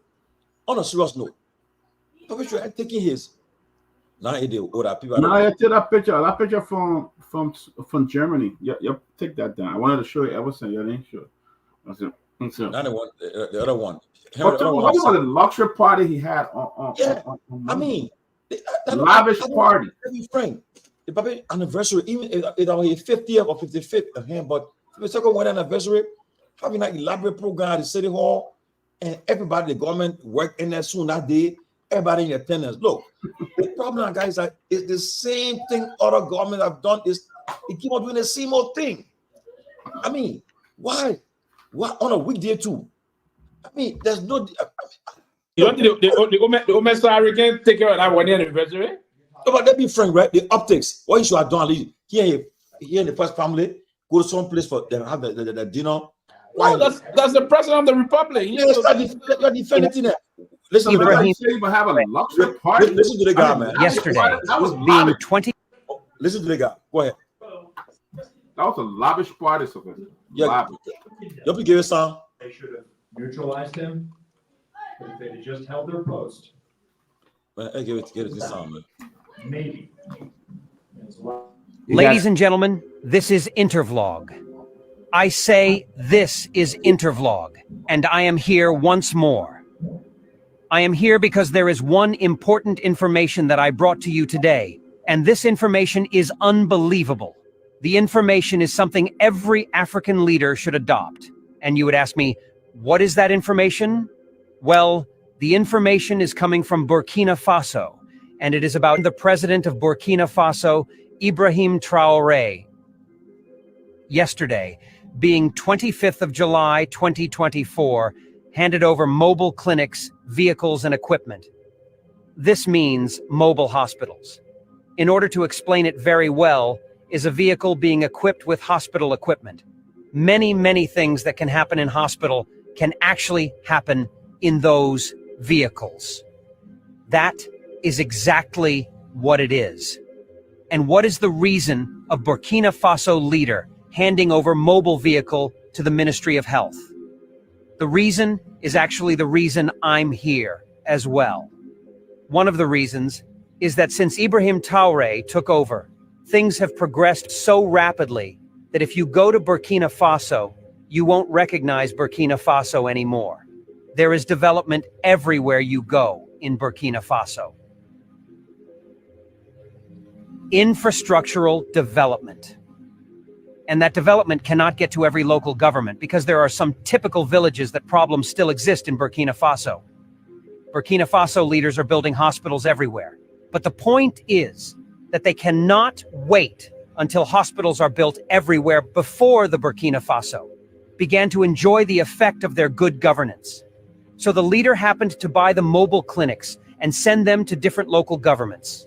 This mobile clinic is for checking of fever, malaria, cancers, pregnancy, test of different things, and also for the treatment and the solution. And this is beautiful. As you can see it, vehicles and machines are everywhere here in the field. That very day, Ibrahim Traoré came with a different vehicle from the one people used to know him with, which is Land Rover Defender 2001, meaning that Ibrahim Traoré has changed his vehicle. He is now using a different vehicle, and this vehicle is 2011 Toyota 70 series. In secondhand, it costed $10,000. Now, what surprised people most is that when he came to commission the trucks and some SUV and pickups that Burkina Faso government procure for doctors and nurses, he came with 2011 Toyota 70 series, which it cost us $10,000 in secondhand. And among of the vehicle he commissioned, we had Toyota Land Cruiser 2024, new ones. And he refused to use those Toyota Land Cruiser. Instead, he gave it to the doctors. He said doctors need it more than him because these doctors will be entering villages. Some of their service need speed. They go to need vehicle with his speed, like an ambulance. But he, as a president, this one is okay for him. He chose 2011 Toyota 70 series, as you are seeing it here. He came down from the Toyota 70 series to commission new vehicles for doctors. Each one of those vehicles he commissioned can buy 20 of the one he is using. Each one of any vehicle he commissioned today can buy 20 of the one that the president has. Is this not unbelievable? Improving healthcare provision, mobile clinics and cold chain equipment for quality care for Burkinabe, Ouagadougou, July 25th, 2024. The president of Faso, Captain Ibrahim Traoré, handed over this Thursday morning to the Ministry of Health and Public Hygiene 15 mobile clinics, cold chain equipment, office equipment, rolling logistics for the improvement of the provision of health care in our country. The 15 equipped mobile care units, mobile clinics, are intended for public health establishments. No, let the people hear these things. They got a visit. They got a concept. Wait. People wake up propaganda. They met the president. Delete my examples of propaganda.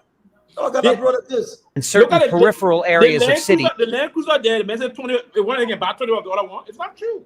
That's true. It's not true. Pee-wee. So Pee-wee, what is your point of contention though? Is it that that's an AI generated? What's your point of contention? No. My point here clearly is that let me not rule out basically what he's doing. It's good to give the people what he's doing, right? Listen, please. Here's what I'm trying to say. This is a military junta that are trying to validate his stay in power illegally. Oh, come on, man. Right? You need to understand these things. This is a military junta that's trying to validate his stay in power illegally. Number one, he got power illegally. He's trying to validate that by pleasing. But you read Machiavelli, go and read the Book of Prince. Man, because you're defending kind of thing. No, we don't defend things. No. You got to lecture that our national budget. How much money is for recurrent charges? He talk about the man he in the villages. He can't move back in the villages. So he said that propaganda. Low five. I mean, it's a low five, man. But Pee-wee, here's the thing, right? This is where we continue to miss our direction. It's not where you were born. It's where you want to find yourself. It's not how he ascended to power, but how he transformed the lives of his people. Exactly. That's what we are talking about here. He came there that way. We disagree with any form of violent ascendancy to power and so forth. But if that is what got him there, is he intending to transform the lives of innocent people in his country? That is why the people will support him. And this is what is missing in Liberia. A man who ascended to power based on the process of election. He refused to invest in the lives of innocent people. Today, President Boykai is wearing shirt with his name literally written on the shirt, something he could not afford a few months ago. He had to live at the expense of a convicted felon in Stanton Weatherspoon and at the support of Henry Costa. This is what's supposed to happen. This is a precedent. Do we believe in what we said? Do we believe what we said? Do you want me to subscribe to the tendency that Ambassador Boakai careful to put? I'm not a rich guy. I'm a hustler. But do you know that I can do a proper sweep my initial S? Okay, but then if he did not live as it doesn't cost anything. It doesn't cost nothing. So here's the thing, right? If he wasn't as flamboyant as what he's trying to portray today, that tells you the level of deception. Because as a vice president, he could afford, to actually have his name written on his shirt, but he did not live like that. That was not who we saw him to be. This is not who you were. So this level of deception is what we're talking about here. Let us invest in the lives of the innocent. Now he's the face of the country. He's the president of the republic. I'm looking at a video. There's a military man who's taking the resources of the country and putting in the people, investing in the people. He's not putting on himself. And mind you, this that's guy, the surface. That's the stuff he's saying. Do you know how much of the people living behind the same luxury life? Come on. But these guys, the guys in Mali, Burkina Faso, and Guinea, what they have done, they said, look, they left ECOWAS, and they said, yeah, that did that side. That did that. ECOWAS hold them accountable. ECOWAS want to hold them accountable. That's what they're leaving. Even the colonial masters in the French, they said, get from here. They depend on their own resources. The resources that not only depend on the invest in the people. But they brought in Russia and China. They depend on Russia. Russia and China. But Russia and China. But the problem is, they're not getting no. They don't have no resources. But the people. The money America and get bro, what do it? Now Russia and China depending on.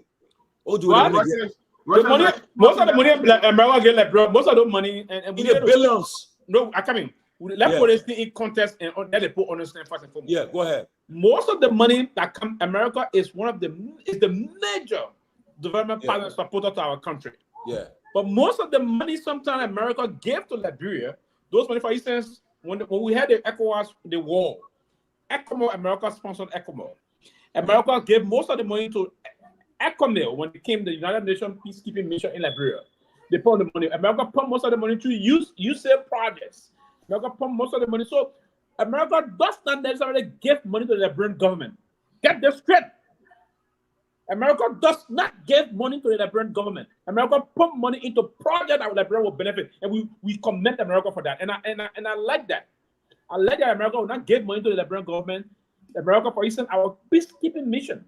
America pump most of those hundreds of millions. We're talking about peacekeeping. We're talking about the money they give. They put the money. Can I just say this? America don't give money to the government. They don't give money to the government. No. Also wait. The compact that the $257 million compact that they got. Where that money was spent? The money don't go to the government. The money go through other contractor means. Project that the government. Yeah, for instance, that project, it went through other means, but it didn't pass through the government. The Makobe project? Come on, stop it. It didn't go through the government. It didn't go through the government. Access to the money to brother. Stop it. No, government didn't have. Government didn't have the money. Let me ask you a quick question. There's a bidding process that they went through. The government did not hold the money. Let's break this down. I mean, the problem. Look, Let's break this down to the level so of some of us.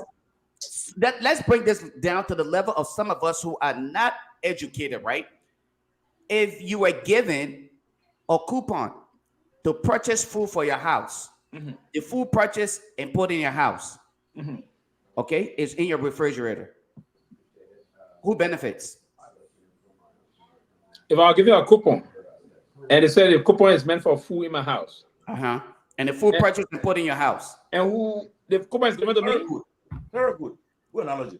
The coupon, whether it's given to you or it's given to someone else to purchase the food. That's a food stand. Yeah. No, forget about it, right? Yeah. The food is purchased and put in your house. Okay. Who benefits? The food put in my house, and me and my household benefiting from it. Oh, okay. So you benefit. I come asking the question, right? So the fact that the food is purchased by any other third party and given to me, I benefit from, and yet, don't get me wrong. I just said to you just now, to us, I just said to us just now, America is the number one supporting partner to LeBron. No country in the world has supported us the way America has. And that's one of the reasons why, in the level of where the orator said it last night, I agree to a point, but I disagree to a point where he said America have done a lot more for us in terms of supporting our line, our survival moving forward. Now, America is not part of the cost of what Firestone is doing there. Firestone is a business organization. It's not America. What have we done for Firestone to allow Firestone to do more for us? Have we given Firestone independent electricity?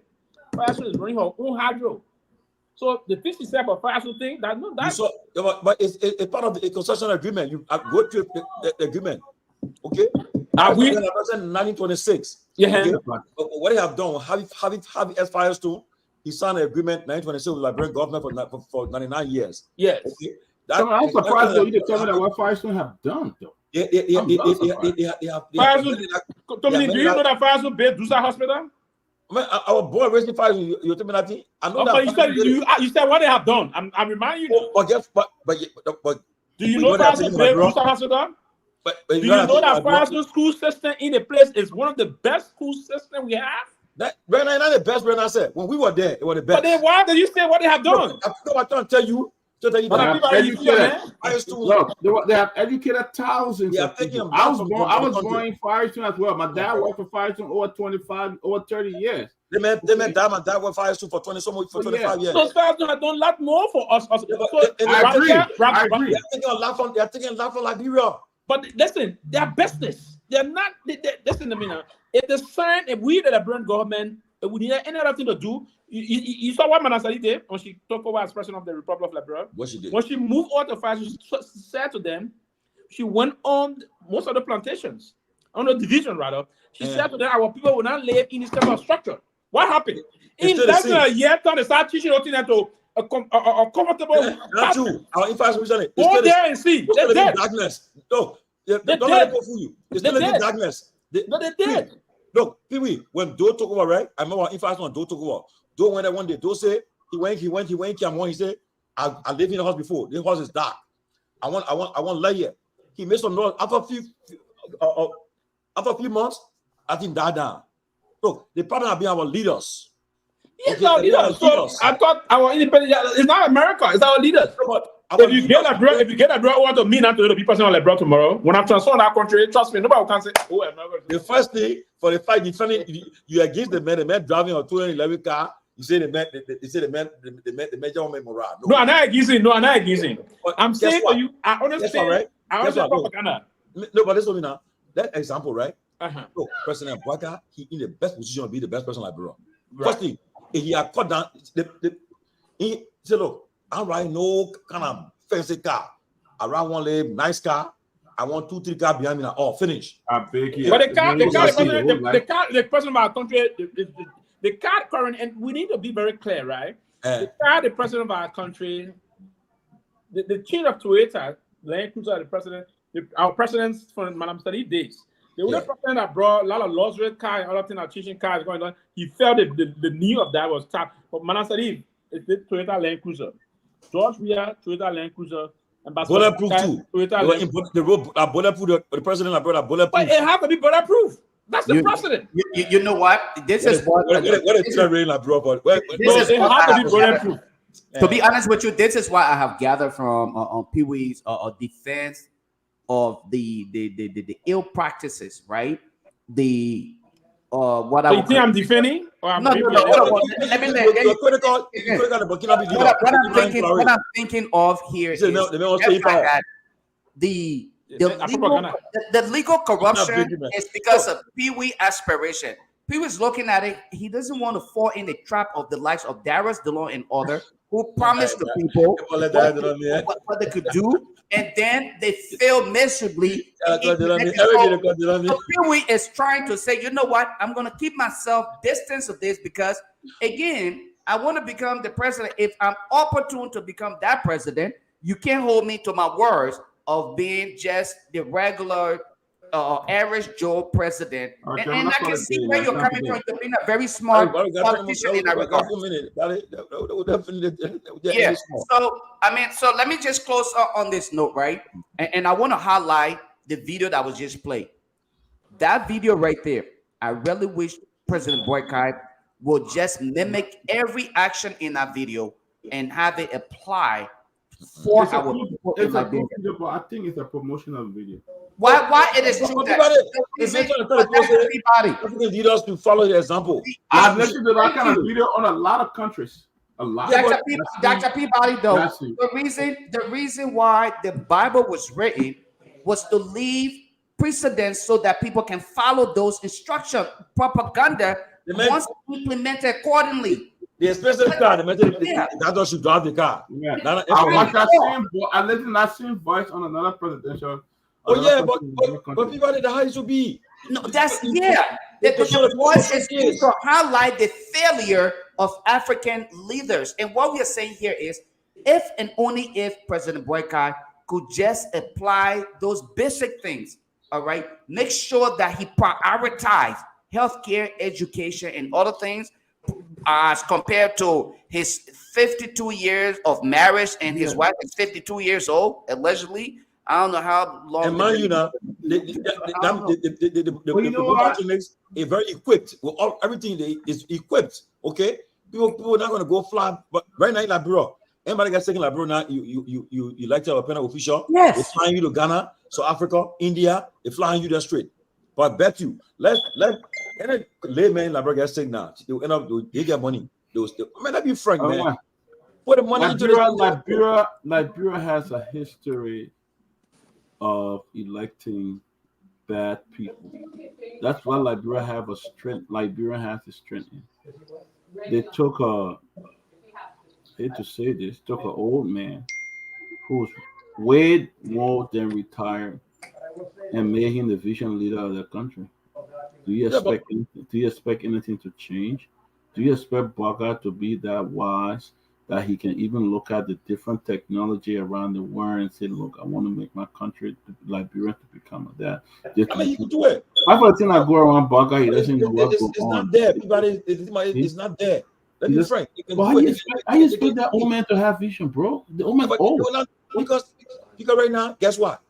The people, look.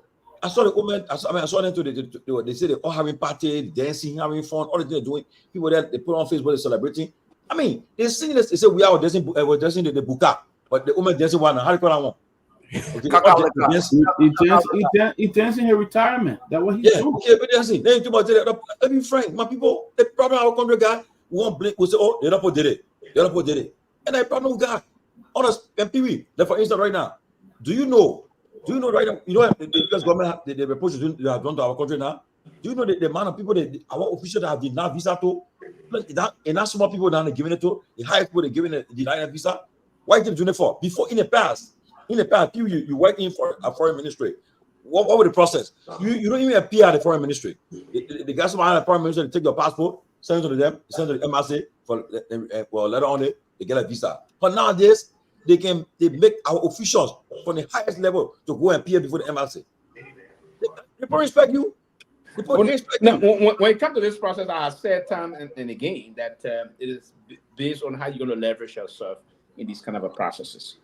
It is incumbent upon the government of the Republic of Liberia, clearly, to begin the process of a negotiating and try to leverage. And again, if you don't have anything to use as a foreign policy instrument, it's difficult here that people are going to hold you and stick you to being subjected to what they demand and what they're going to dictate that's going to afford. It's part of the process. I have said it the last time we said, when this current Minister of Foreign Affairs we have went for her confirmation, and I'm still going to hold her to it. I hope she's going to do some of those things. She intimated that she was going to push that the level of the visa they give. You remember, in the region, we are the only country now receiving at least a 1-year visa from the United States, if given. It's 1 year. Other countries been carried to a hard very large, some 2 years, 5 years, and the rest of that. It is important. Diplomacy is based on reciprocity. Yeah, but I agree. But listen now, there should be no reason why elected appointed official of government should be denied visa. No, absolutely no reason. And yes, the government should protest that. The government should protest that and make protest that along to the State Department and justify their case. Why is this happening? A government of the Republic of Liberia, that's what they do. You remember there was a time the American government threatened to not give the Ghanaian government a visa, official visa, on the basis of them not allowing amount of Ghanaians that were expected to be deported back home. You need to leverage. There's more corrupt practices unfolding in Nigeria and other areas that's unfolding. But why is it the American cannot sanction the Nigerians? They won't. Because if you sanction them, Nigeria will not cooperate with you in terms of national security. So they won't do that to them. So we need to leverage our foreign policy instrument to allow them to cooperate or at least to open up some line. But we don't have nothing. But the day you see Liberia, and then regime Liberia will start talking to the Chinese or the Russian, then they will start cooperating with us. We're too scared, we're cowards. The boys in Mali, Burkina Faso, and Guinea, they're moving. That's it. They say the government should leverage that with the Americans. Jobs. They think the country, the citizens happy. Yeah, the government can find to leverage that with the Americans. Infrastructure can improve. They will come to the United Nations. They come here in September. The boys will come here in a military uniform. They'll come here. Oh, they will come. They have to come. They'll come and blast and go back. Take care. They will come. They will come. Our people, our leaders are having a problem. And then our leaders are too scared. And that's why America the citizens. They're scared. They're not going to do the right thing. They say, the citizens. They will go on your post and tell you, say, look at you, you very because they give you joy in government. The person in America, is the person better get a job the effects. Oh, the person in the greater country say the better get a job. So America going to remain a great country, but you can tell America how you want to do things. They will listen to you. If the journalist that was killed and dismembered in Turkey, Khashoggi, right, and it was alleged that the crown prince of Saudi was involved into that process. American they condemned. Biden condemned. Trump condemned. What happened? Biden, the American government said, we'll not deal with the crown prince. Biden went there. Biden went there. Okay. Biden said he didn't stay here with the man. He get a man. What? Face front. He get a man for face. Why? Because the people got serious in America need. For example, look at Venezuela on Monday. Yeah. The election result were held, right? They got rigged the election. They got what America said. They said but they're afraid now. They can't talk about it. The man will say, I will hold my oil. They will not talk more. They were so hard. First of all, Pee Wee, you guys are asking for what is not even available to you. In order for you to even achieve an ounce of what you're stating here, you must have the courage. My former supervisor once said to me, he said, you dress up for the job you want, not the job you already have. You prepare yourself to find yourself where you want to be, not where you're at. The president or government officials we often elect to, public offices, they're not looking at how they can transform the country. You must be innovative to even think that you will challenge the United States to make them to submit to you. You must also think that you will be void of the local corrupt practices like what we are experiencing today or what we experienced yesterday with President George Weah and that of the current president, Joseph Boakai. You must put your people first in your mind, in your action. Your day-to-day activity must be an example. You should lead by example. Now, when you excel upon your ascendancy, you ignore the reality and play politic or party trick, I should call it. The reality is this: if you have a sincere president, someone who sincerely believes in transformation, we can stand up to the United States. But you know why we would never do that? Because vast majority of the people who have ascended to power, they are buffoons, they are thieves, they have no regard for the lives of innocent people. And that is the reason why they continuously ignore the reality on ground and submit themselves to the United States so that they are given handouts so they can steal from the people. Guys, I have another show to join on, but it was a great show tonight. You guys have such a wonderful night. I hope everything works well for Samuel Toy and other people. If they get incarcerated, well, we'll take food to them. Good night, guys. Well, anyway, they have 10 positions open. I'm trying to say in the port. But anyway, look, it's been a great show, guys. I don't know what I'll do here Friday.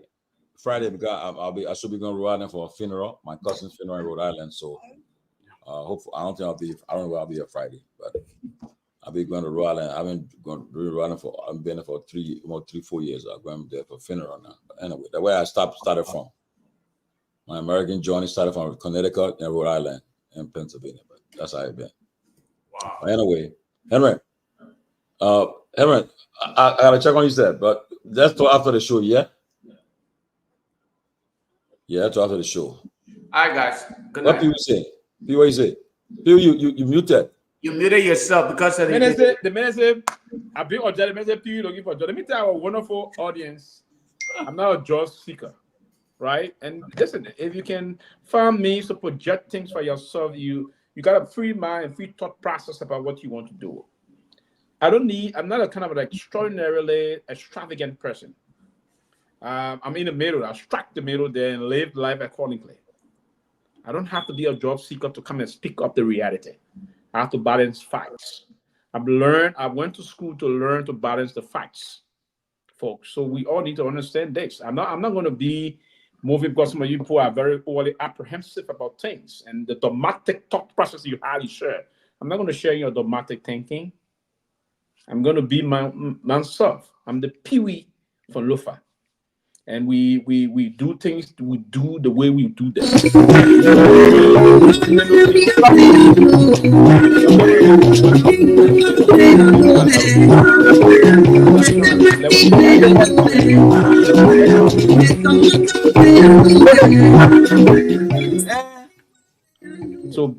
basically,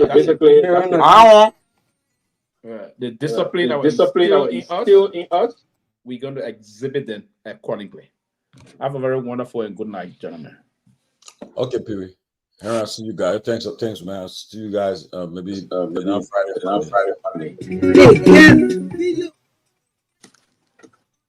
Okay.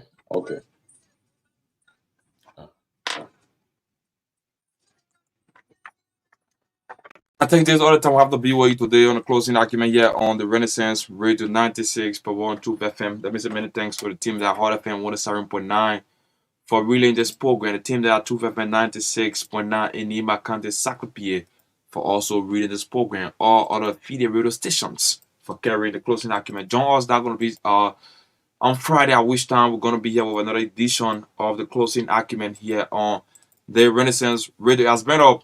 Lone production here by the man here in Jada. We'll catch you. That's going to be on Friday. So many thanks to all of our panelists. Many thanks to all of our online viewers for following. So we join you. That's going to be on Friday. So certainly that's it. Play a low Friday 7 minutes. Let's go.